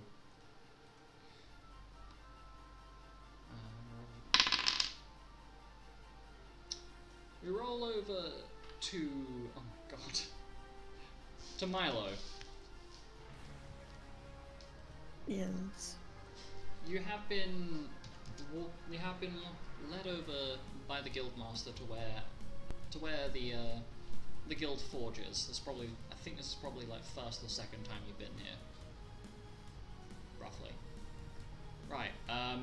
Well, I guess try not to overheat, but Atlas should be in there. Just go and ask him to teach you how to do stuff, and bada bing, bada boom, sorted. Alright. Have fun. And Lucas ends up walking off. Thumbs up. Milo's gonna actually take off his coat before he goes in. Oh, Wooga. No, that's not funny. Sure. That was What the funnier in my fuck? head. That was way funnier in my head than it was out loud. Anyway. No, Oh, so... dear. Have I actually okay. So you end up heading into the workshop, I'm assuming? Yeah. Okay. My question is, has this been posted previously? If it hasn't, well... And you end up... As you're going into the workshop, you find this completely topless, but this Wolverite male who is currently hammer in hand just bashing the crap out of this glowing hot rod of metal. And I'm just gonna post his icon in the chat. Holy crap, you can't do that without giving me a 5-second warning. What the fuck? I don't actually think I've made a proper token for him yet for the roll 20, so I'll just Atlas. source What the f- media file, just so that the stream can see it as well. Downloads. No, it's a what? Oh right, that's not the right thing. It's supposed to be an image, not a video. Ooh, that's not a pleasant noise. Come on, Lucas. This is really basic. Just add a thing, add a new thing. I should have gotten this done before session. If I'd done that, it would have been easier. But my intelligence is 0. Oh my god. Hold on. I have bloated the stream with just Atlas. As he deserves. I mean, he is the boy. So this is Atlas. I am now going to fill the screen with his face. Is it AS or US? It is what, as in Very small, isn't it? ATLAS. ATLAS, yes. Atlas Spriggan. Thank you. So that is the man that Milo is currently talking to, and I hate that noise. So he is currently, as I have previously described, upper half completely exposed, slamming the crap out of this glowing rod of metal with a hammer. Looks over in Milo's general direction, just to acknowledge that Milo has entered the workshop, and carries on just hammering away.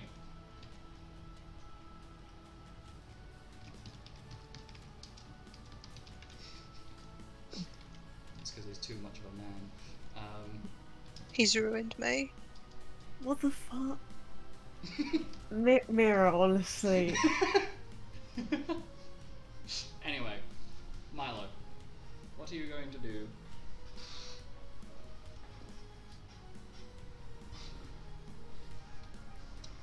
I guess walk towards Atlas and say, hello. The Guildmaster sent me here to be taught smithing.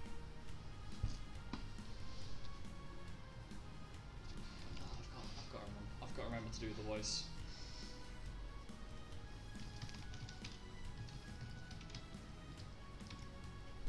Well,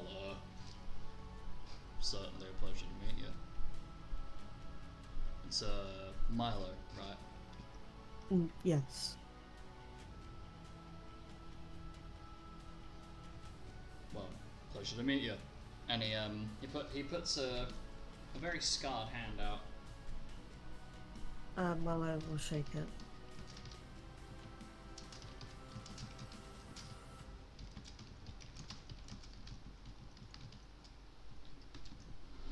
And you notice that, despite the fact that he has his hand is furred, no-brainer, he's a Wolvenite, he's got surprisingly rough hands.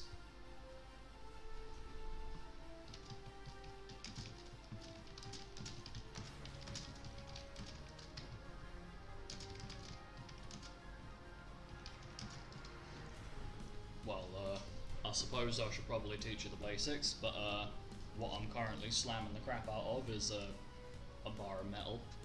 Currently in the middle of making a sword. Okay. Okay, so basics of it. Start off with your ingot, and you're gonna, well, get it hot, get it spicy. I don't think that you're gonna last that long with the top on, but if you need to take a few breaks just to dump yourself down into a bucket of cold water, tends to fix me right up. Alright.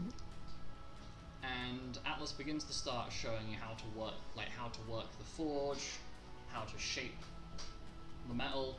But you notice there is a very, obviously the metal he's using versus the metal he's given you are two very starkly different metals. The one that you're currently working on is like a greyish black kind of colour. The The one that he is working on is more of a burgundy colour.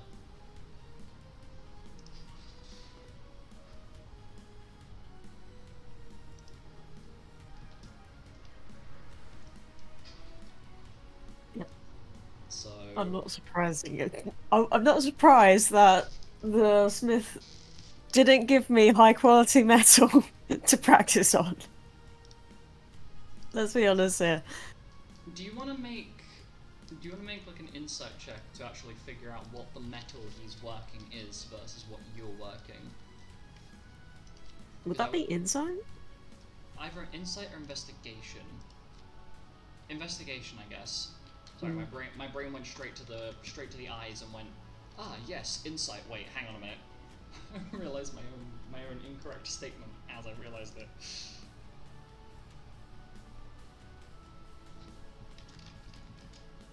I won't. No. No? Okay. Well, the two of you end up working for a bit, and at one point, you're kind of struggling with the actual metal. So Atlas, you end up having, like, spotting Atlas's hand kind of grab hold of yours, very, very gently, mind you, and kind of helps guide your arm, and just kind of gives you a little bit of a readjustment as to how you're swinging it. Well, probably a good bit of advice. Swing your arm like this, you get more power out of it. You're more just tapping it. This you've got to absolutely whack the crap out of. Oh. You're doing well. Mal- Thank you. Marlo's gonna try doing what Atlas just suggested. And as you do so, you find the metal shapes a lot easier. Like, far easier.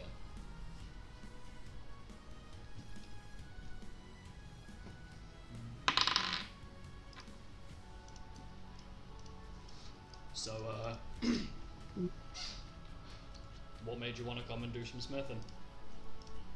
Never took you for the kind of, well, perhaps an incorrect judgment, but didn't think I'd end up seeing you in the forge outside of, well, purchasing the wares, if you will. Well, my younger sister has a lot of interest in smithing and hammers. Yeah, sounds pretty familiar. It's Twilight, isn't it? Yeah. Yeah, she broke one of my hammers the last time your mother came to visit. About 30, nah, not years, months. So about 2-3 years ago, I think. He has an almost amused smile on his face. So you ain't doing too bad working that bit of metal. And I'd like you to make me a craft check, Milo. Craft? Yep. And Okay. I'm going to also roll something on the side. Interesting. And I will come back to you with the results of that. No worries. I'm gonna go to the toilet real quick. I'll be back in a few.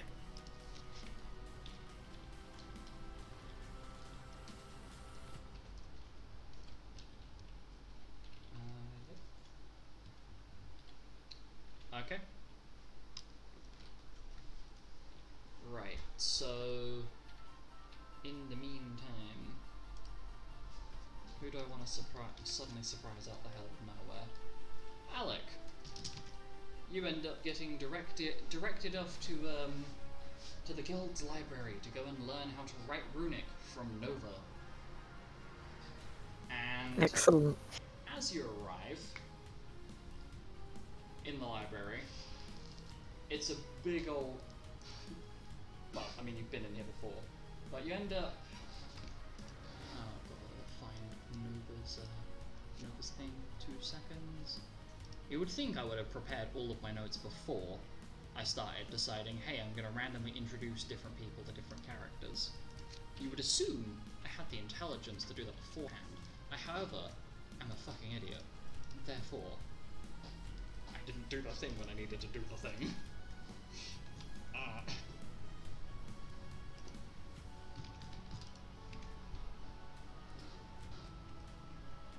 I haven't actually started his sheet yet. Whoops, that's unfortunate. I've got enough of his sheet to do bits and pieces, but... So, as you arrive, Nova's, how does one describe the Nova?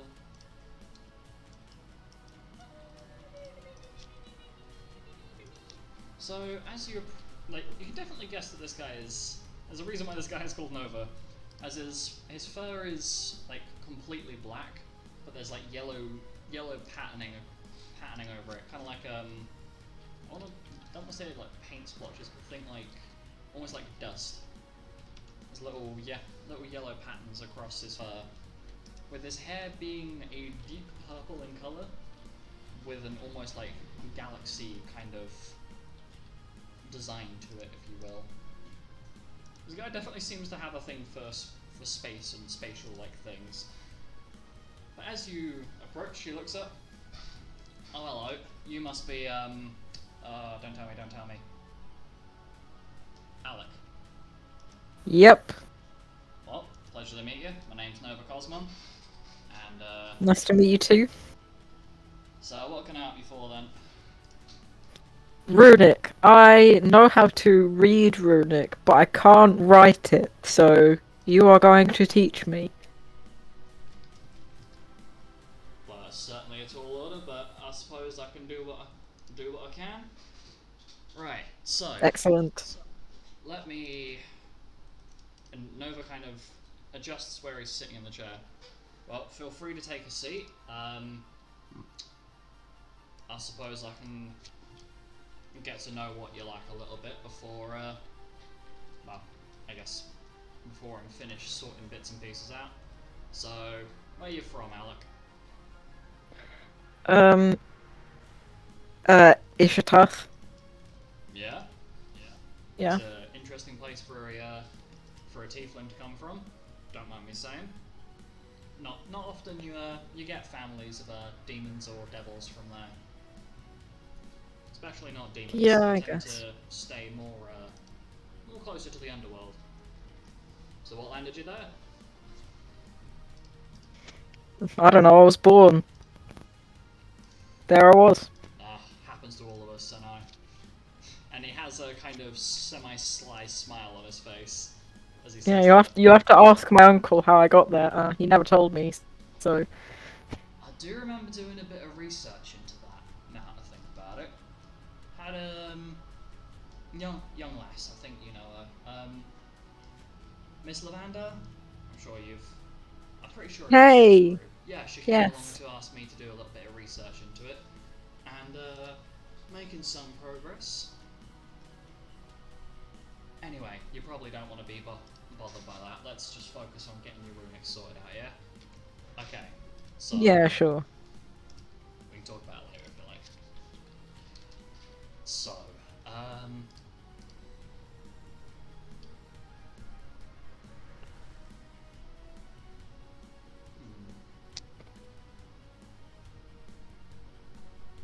So, what sort of trouble are you having?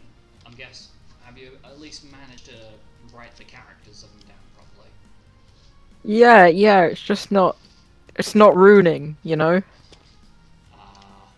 Same problem I had when Lupus was trying to teach me how to do it. You see, you know when you cast spells, right? You know, like when you cast your time magic. Very much. It's almost like the same thing, but instead of, you know, shouting, like calling out your spell name and doing all your movements to conjure the magic in the right ways and whatever, you're channeling all that magic through the pen or whatever you're writing it with. It doesn't make sense until it makes sense. That's how the guildmaster explained it to me. Still don't make sense to me. Hope but I don't end up casting Meteor in this library. That would suck. Be fine. I'm joking. Oh no, it's perfectly fine. I've done it myself a couple of times just to see if the good old protective barriers put around the guild are functional or not. had to refix them after the Guildmaster's kid and Miss Lavandar got nabbed because for some reason one of the runic pillars, if you will, got taken out. Some bastard decided it'd be a great idea to just smash up the whole pillar. Honestly, some people. Anyway, what you fancying? You fancying something more? Fancying something more supportive based, or you just want to learn how to write it in general? Yeah, I'll just start writing. Okay, so, and Nova begins to explain a lot of incredibly complicated, like, basically magical based things. I want you to roll an Arcana check and a linguistics check for me. Can I use a time mote for them? Sure. Excellent. Where is my... Oh, why am I on saves? That's not what I need. It's in social. I know.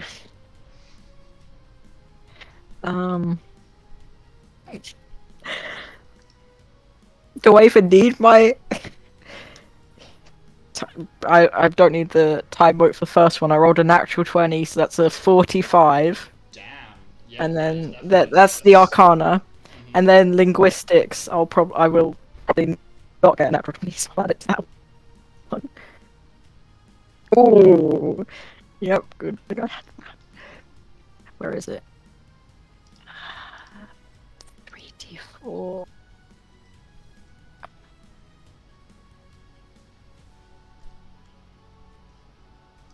3, 6, 7.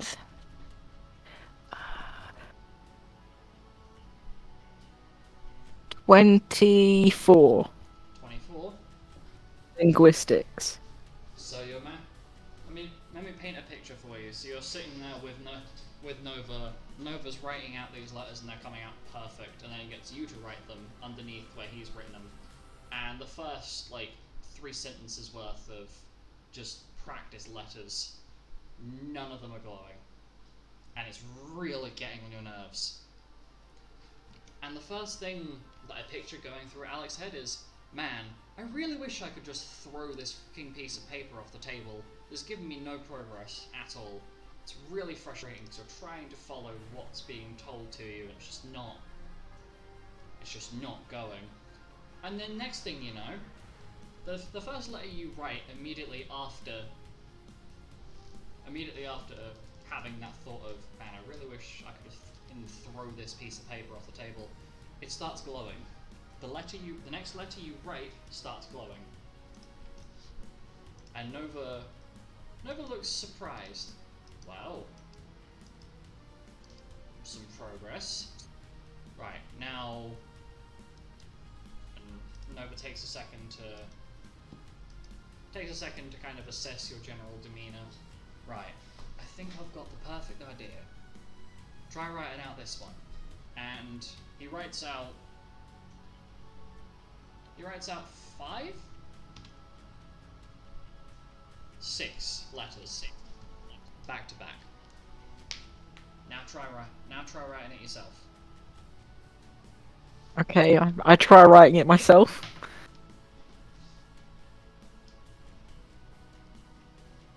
Does it work? As you write it down.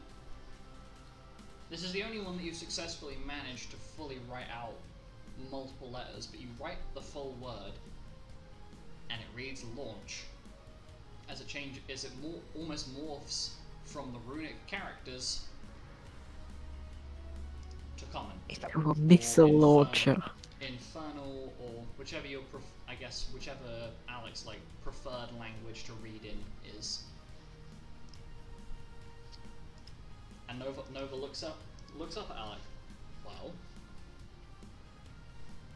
seems like it works. Can you read it? I can. Excellent. Well, I'd suggest you have a word with the Guildmaster about this one in particular. Try writing it out again for me. Okay, I write it out again. And once again, it continues to glow. The word glows, but after a couple of tries of Nova trying to get you to write out other words, none of them seem to stick. I'll have to get you to talk to the guild master about this particular one, but I think you might be able to try and speak this particular one. I don't think you've quite gotten the hang of fully writing out words yet, but it seems like this one in particular, this one word, is definitely working. But you're doing well. Now, let's try and Nova starts getting you to attempt to write out some other words and kind of continue to explain it. Before I jump into the next thing, Milo, what did you roll on that craft check, by the way? It was 19. 19, okay. So you have successfully managed to craft together what is essentially like a really basic dagger. It's a little rough around the edges. It's a bit scuffed, but it is certainly capable of being used as a shiv. Which for a first creation, is pretty damn good. And Atlas seems pretty chuffed as he's finished creating the sword. Finished creating this adamantine sword that he's currently holding. Well, not bad. I'd certainly say that you could probably use the grindstone and smooth it out a bit, but good on you. Milo has this smile on his face. Thank you. First thing that Milo created is a shiv. Ah. But Atlas seems quite impressed. And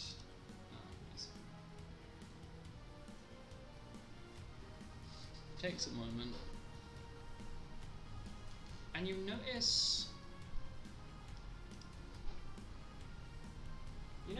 as he starts like the weapon he's made is very, very rough around the edges. But you notice something kind of magical occur as Atlas uses a spell that seems slightly familiar to you as it begins to grind down. As it begins to grind down the blade to be a bit more smooth and stabby. Would you like to roll an Arcana check to see if you can recognize the spell?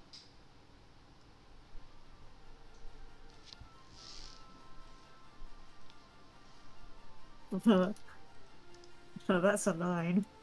I don't think I'm recognizing anything. Well, the irony is that because it's very obvious what it is, and there's no... Well, actually no, because you can still hear the guy. He's speaking. You recognize the spell that he's cast, literally one above the DC.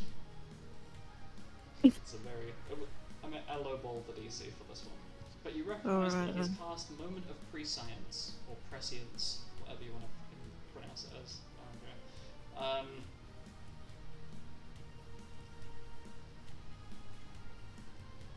And it takes a moment, but it seems as though it's some sort... It's a similar spell to what you've seen Alec using before. I think he's used it like once or twice whilst you've been present. But I can't say that this would be a person that, outwardly speaking, like, I guess visually speaking, does not seem like the kind of person who would be a spellcaster. I don't know if you'd like to initiate conversation with him on that, or just kind of go, huh, neat. Neat. Valid. I mean, I'm not one to judge. No comment. Bruh. Nah. What? The next thing that would surprise me if Kay suddenly starts with a massive war axe. Don't even, I considered that at one point. Of course he did. I've genuinely considered the idea of just, like, I forget. It was when I was trying to settle on, like, what line of classes I wanted to pick for her, so I could just prep everything in advance. I genuinely considered the idea of just giving her an axe, because funny. So, ow, my knuckles, I shouldn't have clicked them. So, Penton, you eventually manage to locate Nalissa. And as you find Nalissa, you hear, "No! No! I have a bit of an itch on my ass cheek." And behind you, you hear the most downhearted sigh of just.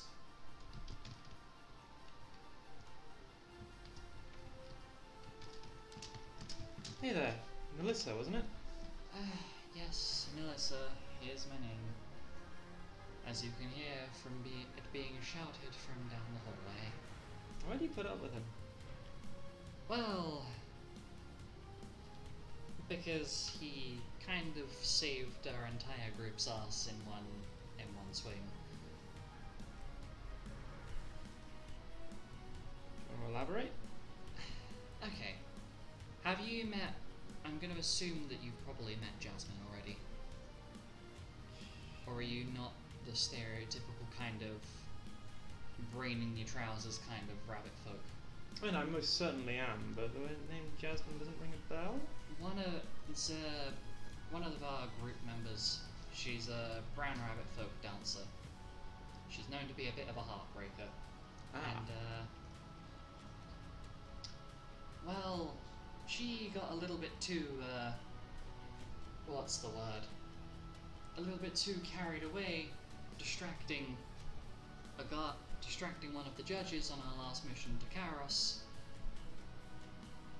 Yes, somehow the Guildmaster thought that our ragtag group was capable of handling Karos.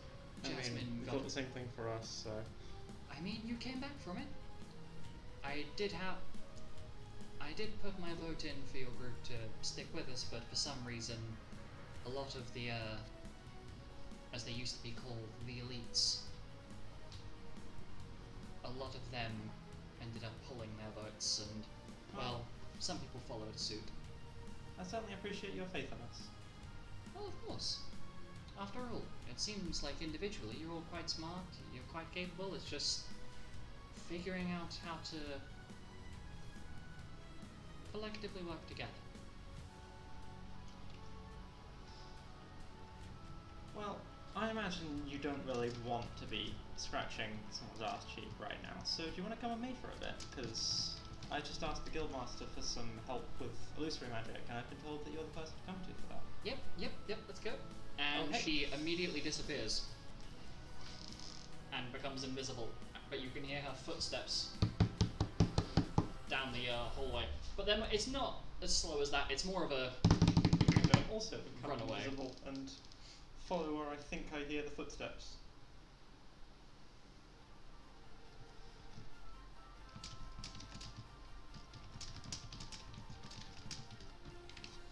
So, you manage to end up in a more quiet space. And it's one of the little pond. It's a little pond. With like it's kind of like a, I guess picture in your head like a Zen garden sort of thing. Right. With that mess out the way, and Melissa drops the illusion.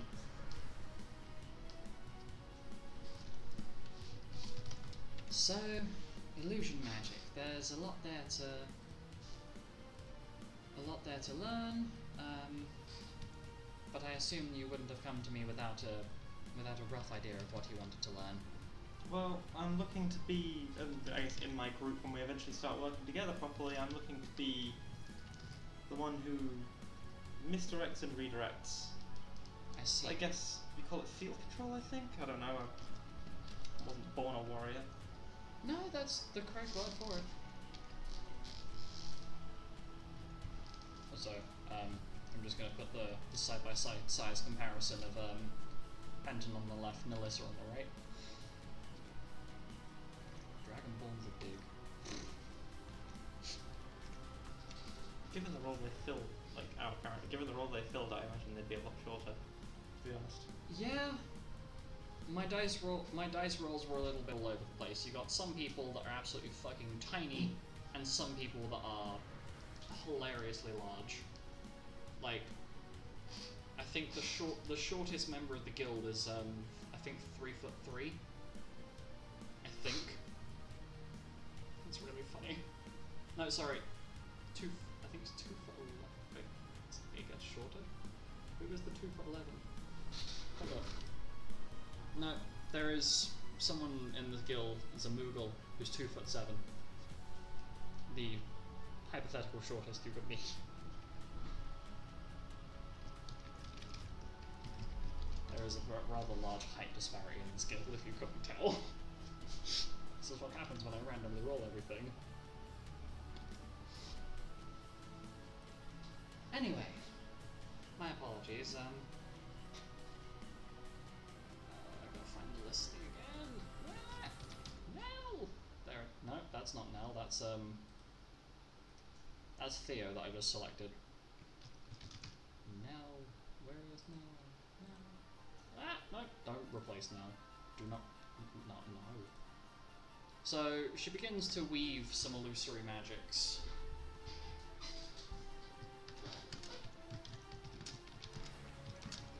And she looks at you. So, you want to exercise control over the battlefield. I could give you some suggestions for magics that you would definitely benefit from.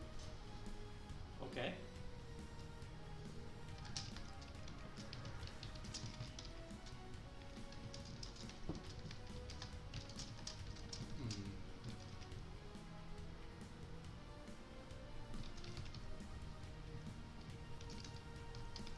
So she takes a while. Right, well...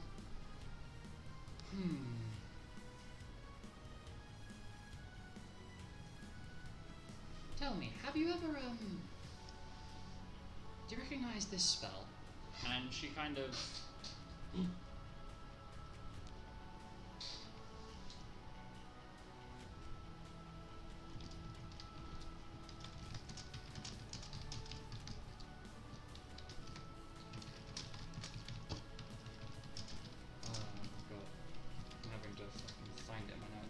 And she casts a spell that you don't recognize, if I remember your spell list correctly. This is something called negative reaction. And essentially, if your magic is stronger than the willpower of your foe, or the person you're trying to screw over, you can make them a lot less deceptive, far less persuasive, about as intimidating as a left boot. And you can very much ruin their ability to perform in any way, shape or form. It's... Oh. Not like that, you filthy-minded man. I mean, I once had a rabbit folk lady who very much tried to do that, but... Would it be Braithia by any chance? Yes! Yes, well... I too made that same mistake. You were? And then I stopped having an interest in the ladies. We'll put it that way. I mean, that's one way to do it. Well, go out on a bang, I suppose. Literally.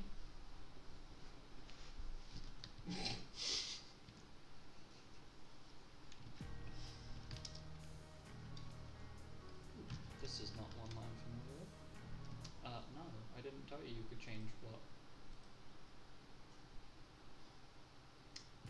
So why could I best use that in combat then? Well, there are some illusion spells that you can use in a battle, some that you can use to prevent the battle in the first place. Okay. This one is one of them. Would you like to roll an Arcana check to see if you can learn it from her? Yes, I can would. I rolled a dice. I'm going to cackle.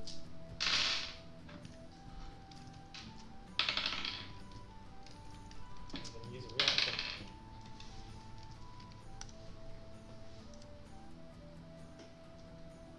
It's 19.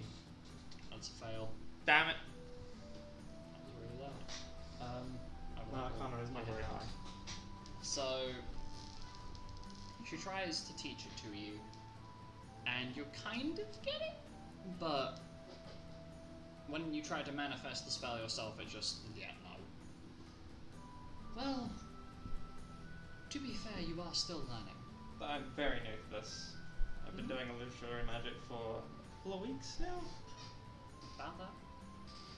Well, even if it's only been a couple of weeks, you're still picking it up spectacularly fast. I mean, I already know how to do this, and it's going to use mislead and disappear.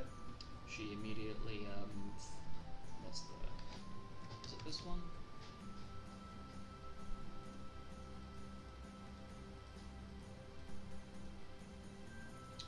She immediately looks over in your exact direction. Well,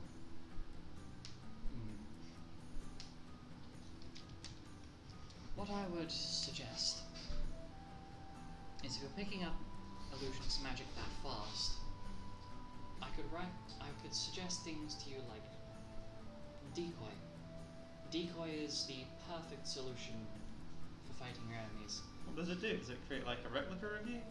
No, it creates a phantom duck that sits on. You're fucking with me. Nope. And she casts decoy on herself, and upon her head, it appears a phantasmal duck. It's basically like comprised of this like faint green energy. I can't stop looking at it. It's quite The a hell? distraction. Well, better to look at the duck on my head than what some people do, which is look below my collarbone. Then again, those people are shorter than me, so they end up looking at my stomach half the time. Anyway, I want to, as she is talking, Can Penton, you get rid of the duck, please? Because I cannot focus on a word you're saying. You end up getting she's talking. You are so focused on this duck, and it's sitting upon her head. How and do I it is feel about the giving- duck? Am I glad it's there? Am I angry at its presence? Do you feel any anger at its presence? I don't know. Genuine question. Does Penton feel anger at the fact that this duck is there? Is Penton is Penton racist against ducks? More asking if he's offended by this phantasm that is for context, this phantasmal duck. Yes, it's sitting upon her head, but it is staring at you. The most dead-eyed, blank stare that you have ever seen, and its stare is so Blink, blank. motherfucker. Literally, like that exact energy of fucking blink already is just channeling through your system.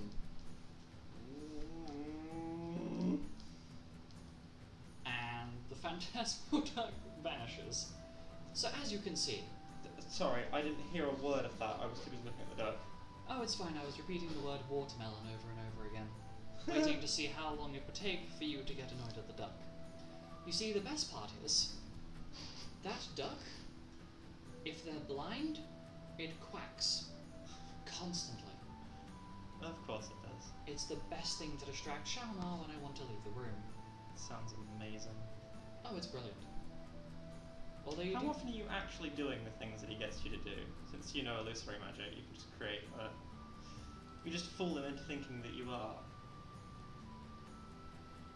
well, how do I put it? How many times have you actually scratched his ass, basically, is what I'm asking you. Well, that's a very loaded question. Using the most recent example. I mean, I took the pointy part of a pole arm and replaced it with a hand. Kind of like a cat scratcher. Cat scratcher? No. It's like one of those things that, like, the really heavily built Goliaths end up using to scratch their back because they can't reach around. basically a back scratcher. On the end of the polearm, basically the pole used for a halberd. A 10-foot reach back scratcher. Fair enough. Hey, it means that he doesn't end up inviting his sister over for dinner. Yeah, I have had the pleasure of meeting that one. So have I, and she threatened to eat me because I don't have parents. No way. Same. Yes. Oh, me and you could be best friends. Well, I mean, provided you can learn a thing or two from me, perhaps I will. Perhaps you and I can go out and get some drinks at some point. Maybe the next 4 million I steal from my sister I'll give to you. 4 million? Long story short, treasure map, blah blah blah blah blah, myself and A the phantasmal Guildmaster's son. hand appears and silences Penton. But anything sounds good. That's rookie numbers. And she pulls out this absolutely stunning gemstone from underneath her illusory robe, her illusion robes. The robes are an illusion, a traditional illusionist garb. The garb itself is not illusory. The robes are an illusion. Yeah, her clothes are real. They're not an illusion. I disbelieve your clothes. I disbelieve your clothing. I mean, 20th level illusionist bend reality. You can disbelieve an object. Yeah. I shouldn't tell you this. Anyway, provided that you can learn some things from me, things like this, and she tilts this almost perfectly cut gemstone, you can get pretty easily. People can just hand it over to you. Yeah, that's pretty impressive. How much does that cost? You don't want to. I don't want to tell you because I would like to keep it on my person. Ah, okay. So you can make a judgment from there. I mean, I did sell a 20 billion airship to somebody for actually nothing. That was fun. I convinced the corrupt noble that was willing to blow up an entire district to get on this illusory airship, and then, whoops, finger slipped. Didn't make as much of a plop as I was expecting. So you basically just convinced him to walk off a cliff. Essentially. Don't worry. He deserved it. He had a whole backlog of things. But no, yeah, I think sounds nice. Anything else to teach me, or are we done here for now? I could certainly continue trying to teach you, but I have this feeling down the back of my neck, like Selhrana's lurking around here. I've been having to try and keep her away from Arion, who's been sitting about the place drinking tea and just relaxing. Because I don't think she's quite ready for some of the plants that Selhrana's selling. They're not exactly normal herbs. Okay, I've dabbled. No, not in what she's been picking up. Anyway. Some real hard shit, eh? Sure. Oh, well. Have I introduced you to this fellow over here? And, oh god, this is gonna be interesting. This Leonid male in the basically in the armor of a samurai warrior ends up walking in. Hey, friggin' Nell Shalnar's shouting all over the blooming place, and I'm not using your scratcher or whatever it is. The guy can do it himself. He's just kicking up a fuss. And the man that has just walked in is about an inch shorter than Nell, but is pretty well built. Obviously, frontline warrior. What do you expect? With orange fur and almost like a sunset gradient coloured mane, with light blue eyes, and has a has a headband around the top of his head, which is kind of squishing part of his main back a little bit. But actually no, because the mane is around the neck, not around the. Ignore me. The mane is around the neck, not the head. Boom. No, actually, I don't believe I've had the pleasure. Well, this Anton, this is Mafuhal. Mafuhal, this is Anton. Pleasure to meet you. Yeah, no, pleasure to meet you as well. You're the rabbit folk kid, aren't you? Well, I am, yes. ain't you the one that oh no wait, I feel like I recognise you from somewhere. No, I mean, I have a lot of faces. It's probably Gelb. Or as the guildmaster keeps accidentally calling him Gleb. Gleb.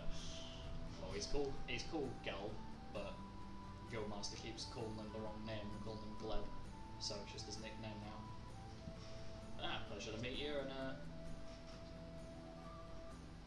Nell, can you come back and sort Shalmer out? He's being a bit of a problem.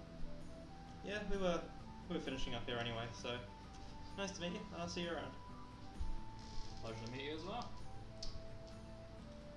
And as you are on your way, I'm gonna say as the group is kind of making their way downtown, heading back, you end up encountering this huge orc man, like same height as Uzok, with this very large wolf companion following him,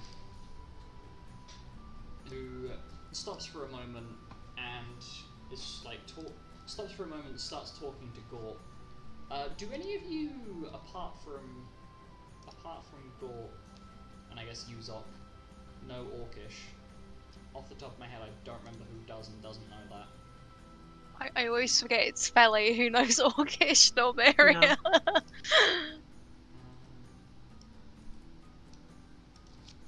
it's literally just Uzok and only Uzok. I want to learn Orcish.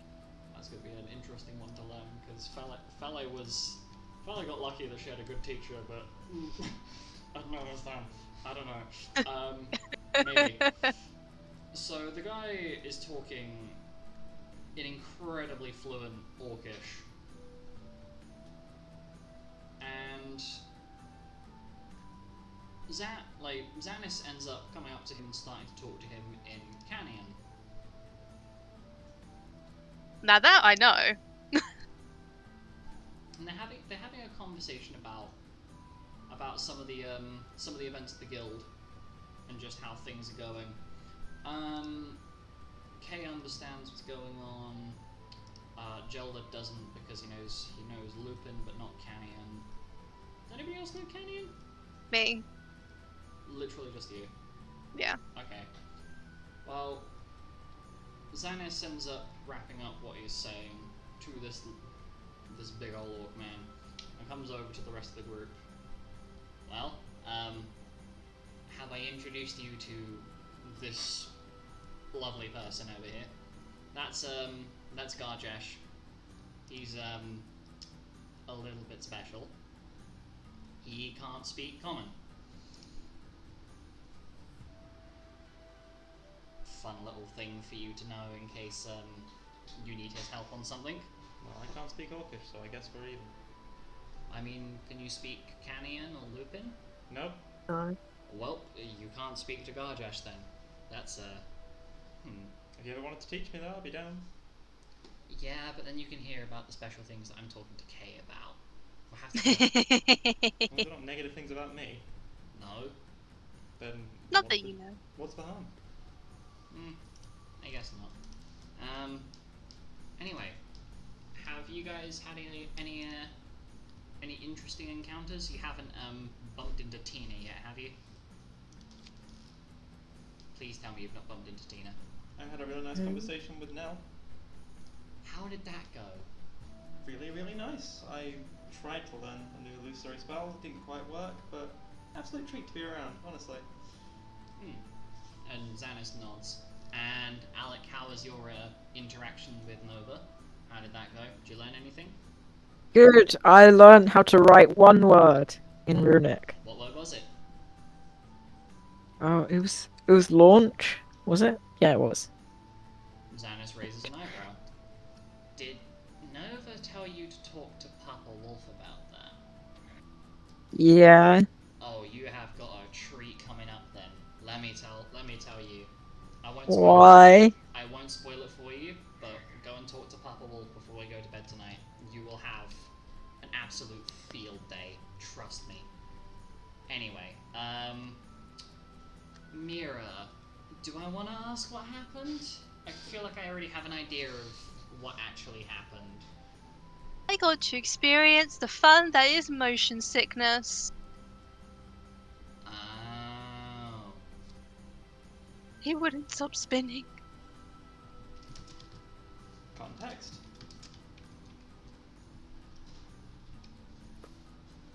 No. No. Yeah. The fun's in the mystery.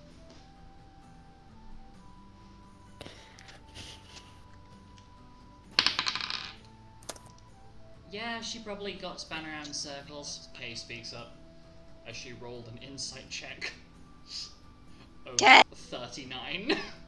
Okay, why would you do this to me? I was one of. She rolled a 19 on the dice. How could you betray me like this? Mira, you're about as deceptive as a grapefruit. Well, sorry. As you probably know it, a giant pink lemon. That's awful. What, the fact that I've kind of indirectly insulted your intelligence, or the fact that grapefruit exists? The fact that grapefruits exist. I'm imagining Mira's like almost in tears at the fact that grapefruit exists. Yeah, fuck grapefruit. Don't fuck the grapefruit. No, Alex, don't no! fuck grapefruit. The Alex, internet No! has too many jokes. Anyway, Janice looks over to Milo.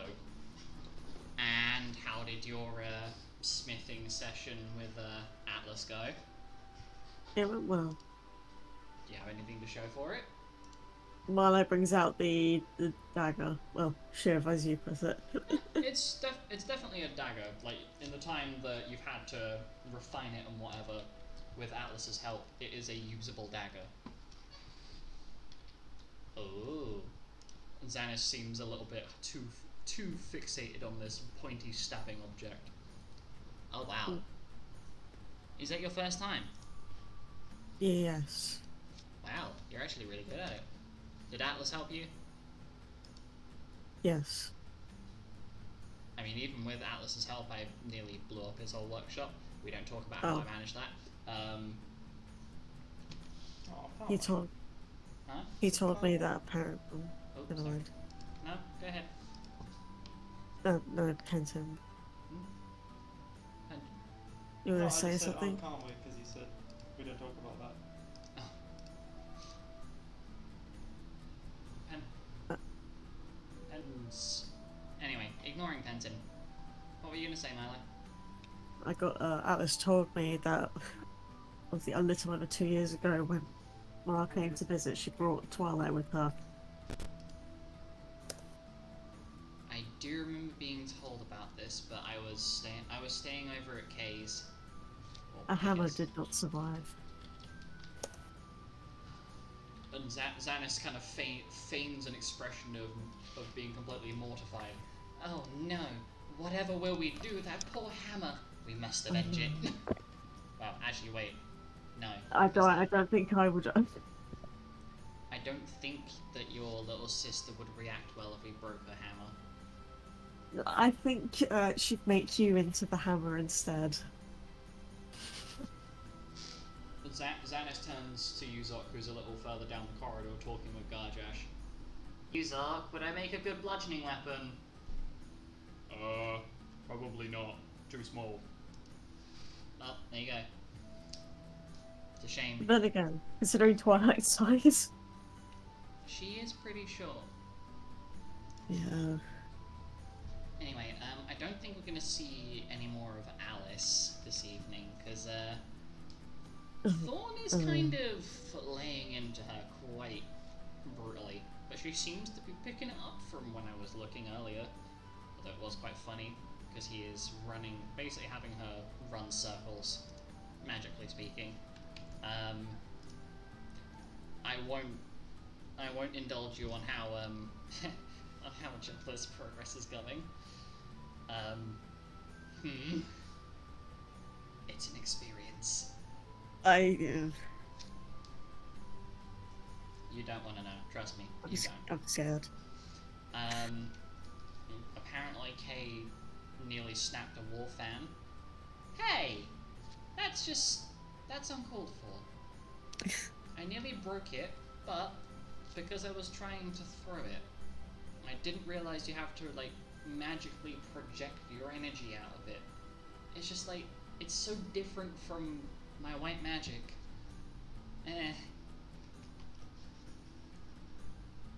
Anyway, Yuzok and Gort seem to have a good time, I guess. It doesn't seem like Yuzok's really picked up too much.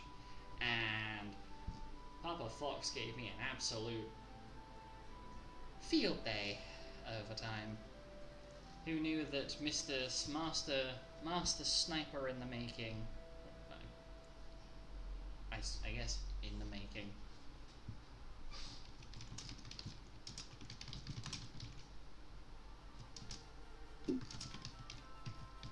Who knew that having a dad that's a master sniper and probably one of, if not the best stealth sniper in this guild. Don't tell Delta I said that, but this. What the fuck? I've been here the whole time. Xanos is You like. did great. Anyway, bye. Xanos is in like mild shock, as if he has just appeared out of nowhere, jump scared the crap out of him, and then just walked off.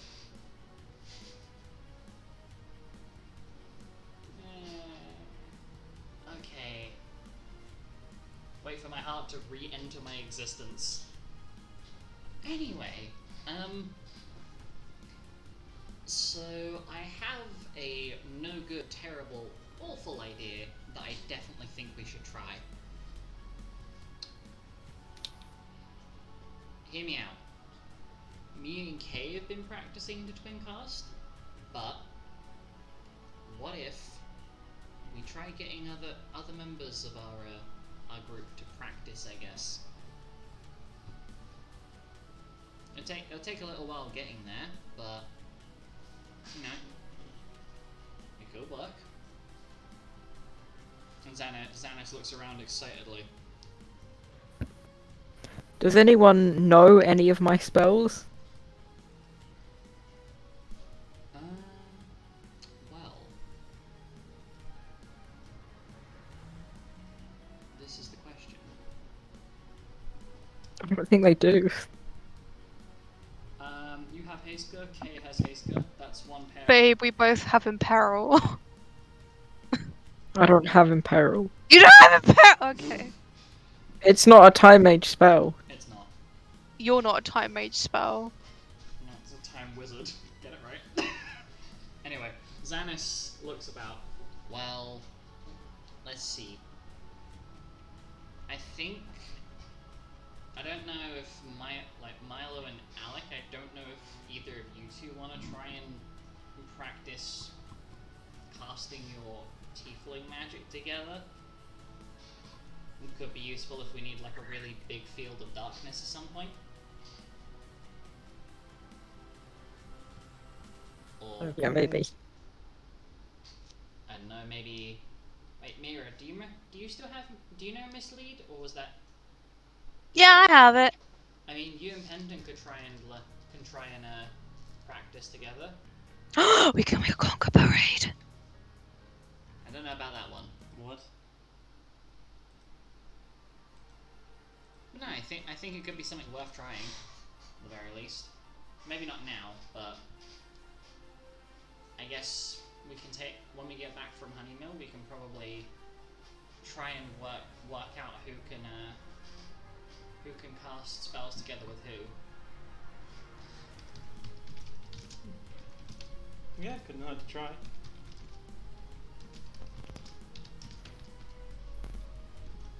Anyway, I kind of want to introduce you guys to just so you've met her. I want to introduce you to Tina. But first, Alec, you need to go and talk to Papa Wolf. Okay. Go. I go off to talk to Lupus. Everybody thinks you.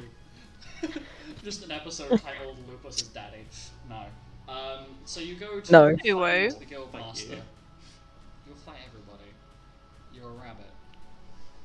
Well, fox, but either one. Anyway, What's worse? both. They're as bad as each other. You end up going to find the guild master, who is sitting with Astra in the little cushioned room earlier, sharing tea. Ah, Alec, come in. You got here just Hello. in time. Astra has busted out the good tea. Excellent. I was told to come here because I have learnt to write one word in runic, and it's launch. And they said, "Oh, go see the guildmaster," and now I'm concerned. As you say that, and you mention the word that you've managed to successfully write, you see a very clear, bright as fucking day expression change in Lupus's face of almost overwhelming joy. Wait, you've managed to master writing out launch already? Fuck me. You're a quick learner. It's definitely seemed the most invested in picking these up. Or maybe you're just, I don't know, maybe you're bored? I don't care. Whichever one. So, I might be able to teach you how to use it properly. But come and join me and Astra for some tea for a little while. And then Okay. I'll give you a little bit of training. But no, we were just talking about what was it we were talking about again, Astra? Wasn't it something to do with? Sorry, I'm trying to remember now. Go ahead. I think but you'd already worked it out. I don't. You got too focused on the tea. Anyway, I think we were talking about like some of the underworld affairs. Alec, have you had like any interaction with the underworld at all? No. Okay. Have you? Do you? I'm gonna see if I can arrange at some point before. I've got to remember who it is now. Give me a second. There's so many different members of our guild that I do occasionally kind of forget who's who. I know, terrible. So I could probably set you up to learn how to, I guess, manifest your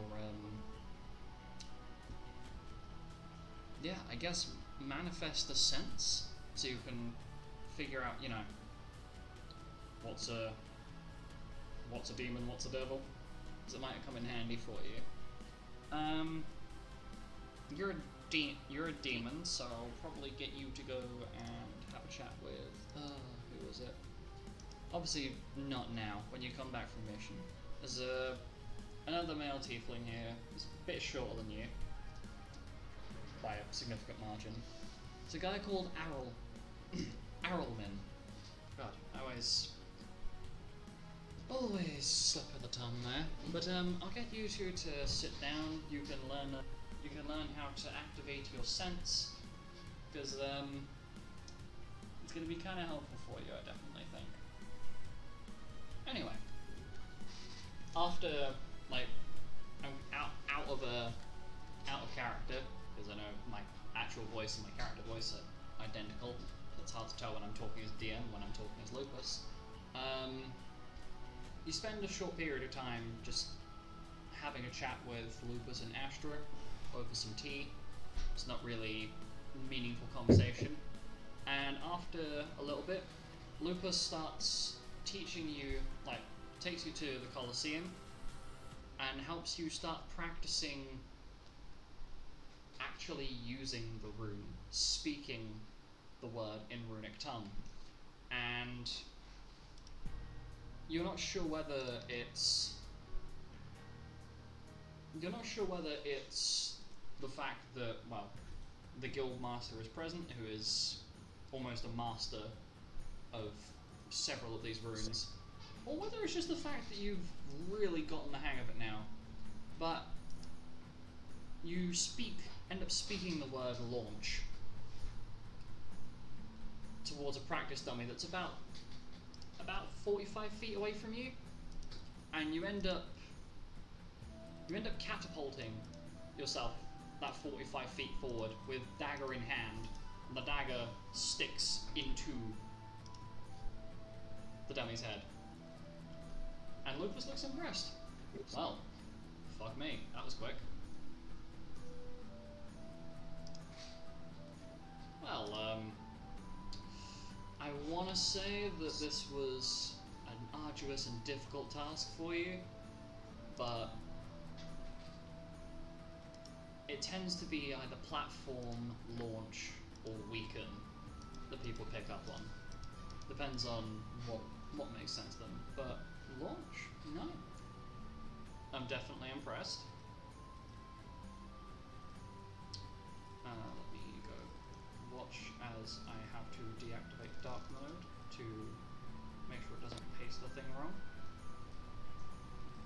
Do do do do do do do do do. And after a short period of, educating you, bonk.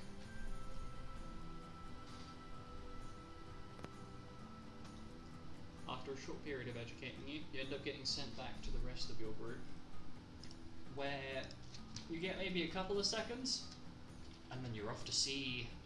You get shown.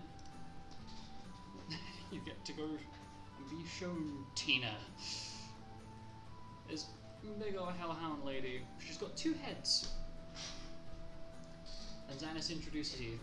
So, this is Tina. She is Tina.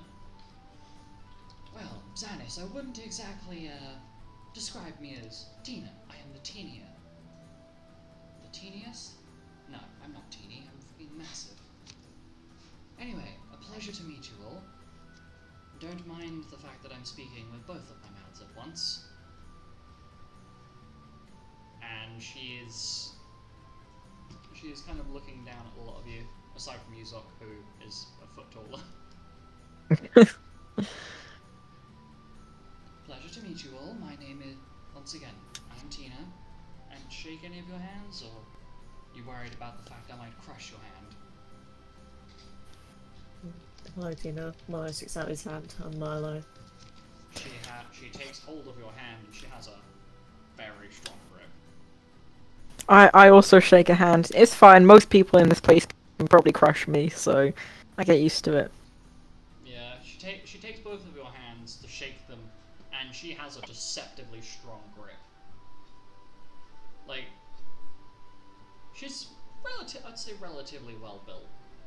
Like, we're not talking like bodybuilder. We're talking like maybe half of like the level of build that Gore is. So like the halfway point. But she has a fucking strong grip. My god. Well, pleasure to meet you both. I will let go of her grip. And what brings you over to me? Well, I wanted to introduce them to you because I don't think they've ever met a hellhound before. And Xanis looks back at the rest of the group. You haven't met hellhounds before, right? I'm not just being stupid. No. In my travels, no. Okay, well, this is Tina. She has 2 heads. She's awesome. She can also probably crush your skull between her hands. Pleasure to meet you, Tina. Pleasure to meet you as well. It's a delight that the young man here is in better spirits, and she ruffles his hair. Hey, you can't call me young. You're like, what, like 6, 7 years older than me? Cheeky. Meh. Well, I could introduce you to more guild members, but I don't know whether I'm just going to bore you by just introducing you to every single person who has a face. And Xanis's ears are kind of perked up.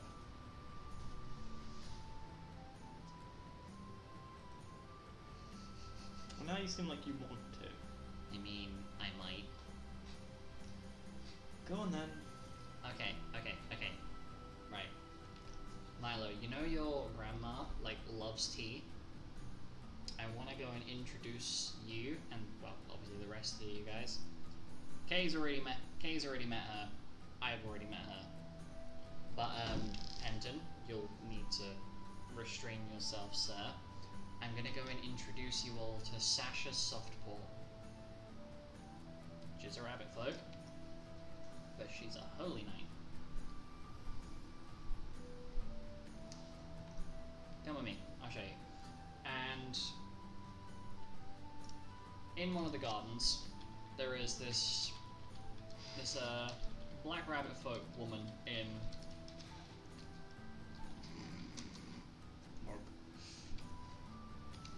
She is sitting there in relatively light plate armor.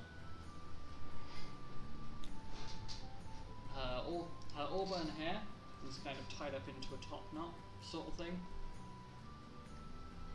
And she is sitting there drinking tea from a very large mug. Well, I won't take you too close to Tina. Oh, not Tina. Fucking. Sorry. I just saw her walk past her some way around. Somehow I managed to walk past her twice. I won't take you too close to Sasha because she's a little bit obsessed with her organization.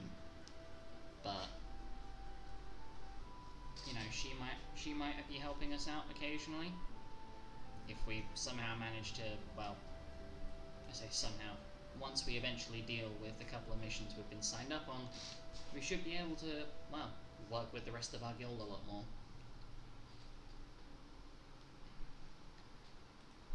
But, oh god, I've got to find the thing.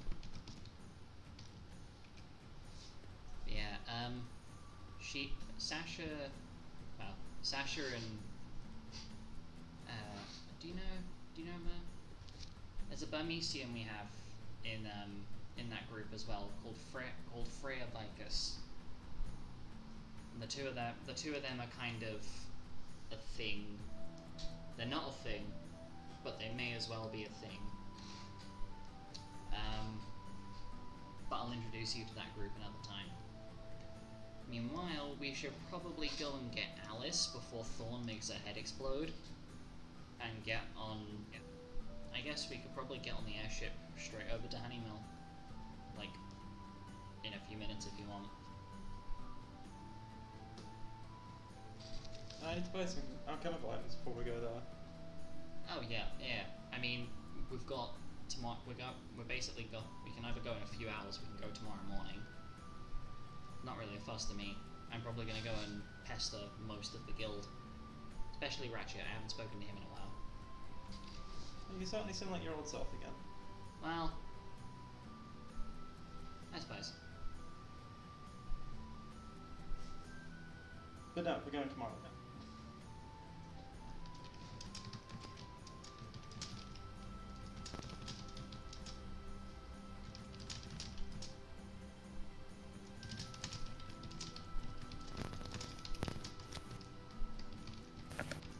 Well, I suppose we'll all go back to the room. Everybody can do what they need to do, and then yeah. So the group heads back to the room. Is there anything you want to do from there? I'm gonna go find Lupus. Okay, so Milo, you go off back to the room with all the cushions where Lupus and Astra are still drinking tea and having. They seem to be having a very long catch up. And Lupus looks over to Milo. Ah, hello Milo. Wasn't expecting you to come and find us, but what's Hello. up? I was wondering, because we're going to head out to Honeymill tomorrow, the judge's sword, should I just give that back before I forget that I still have it? That's probably a good idea. Alright. Which, by the way, before I forget to tell you, sorry, I know you were about to say something to me. Before I forget to tell you, I'm sure you can feed this back to the group, but we actually have, Judge Tarek himself has agreed to help the guild. He's not an official guild member, but he is now basically an associate of the guild. Oh, okay. So it's good news.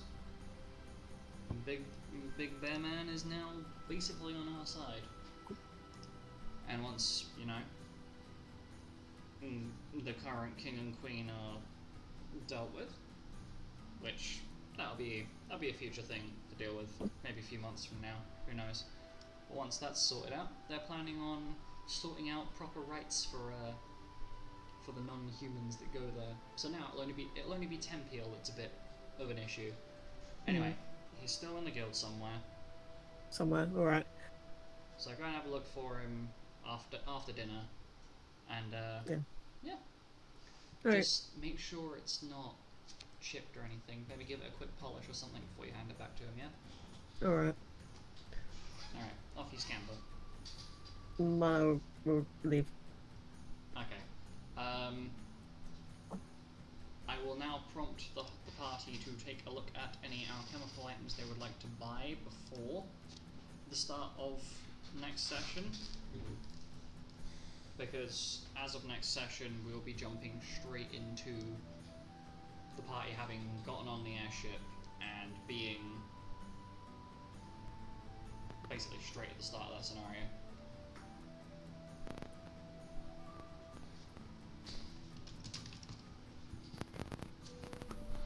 I will, however, be ending session a few minutes early today, because that's kind of wrapped up nicely where it is.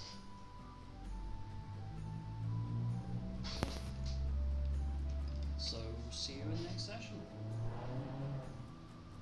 Bye! Bye bye.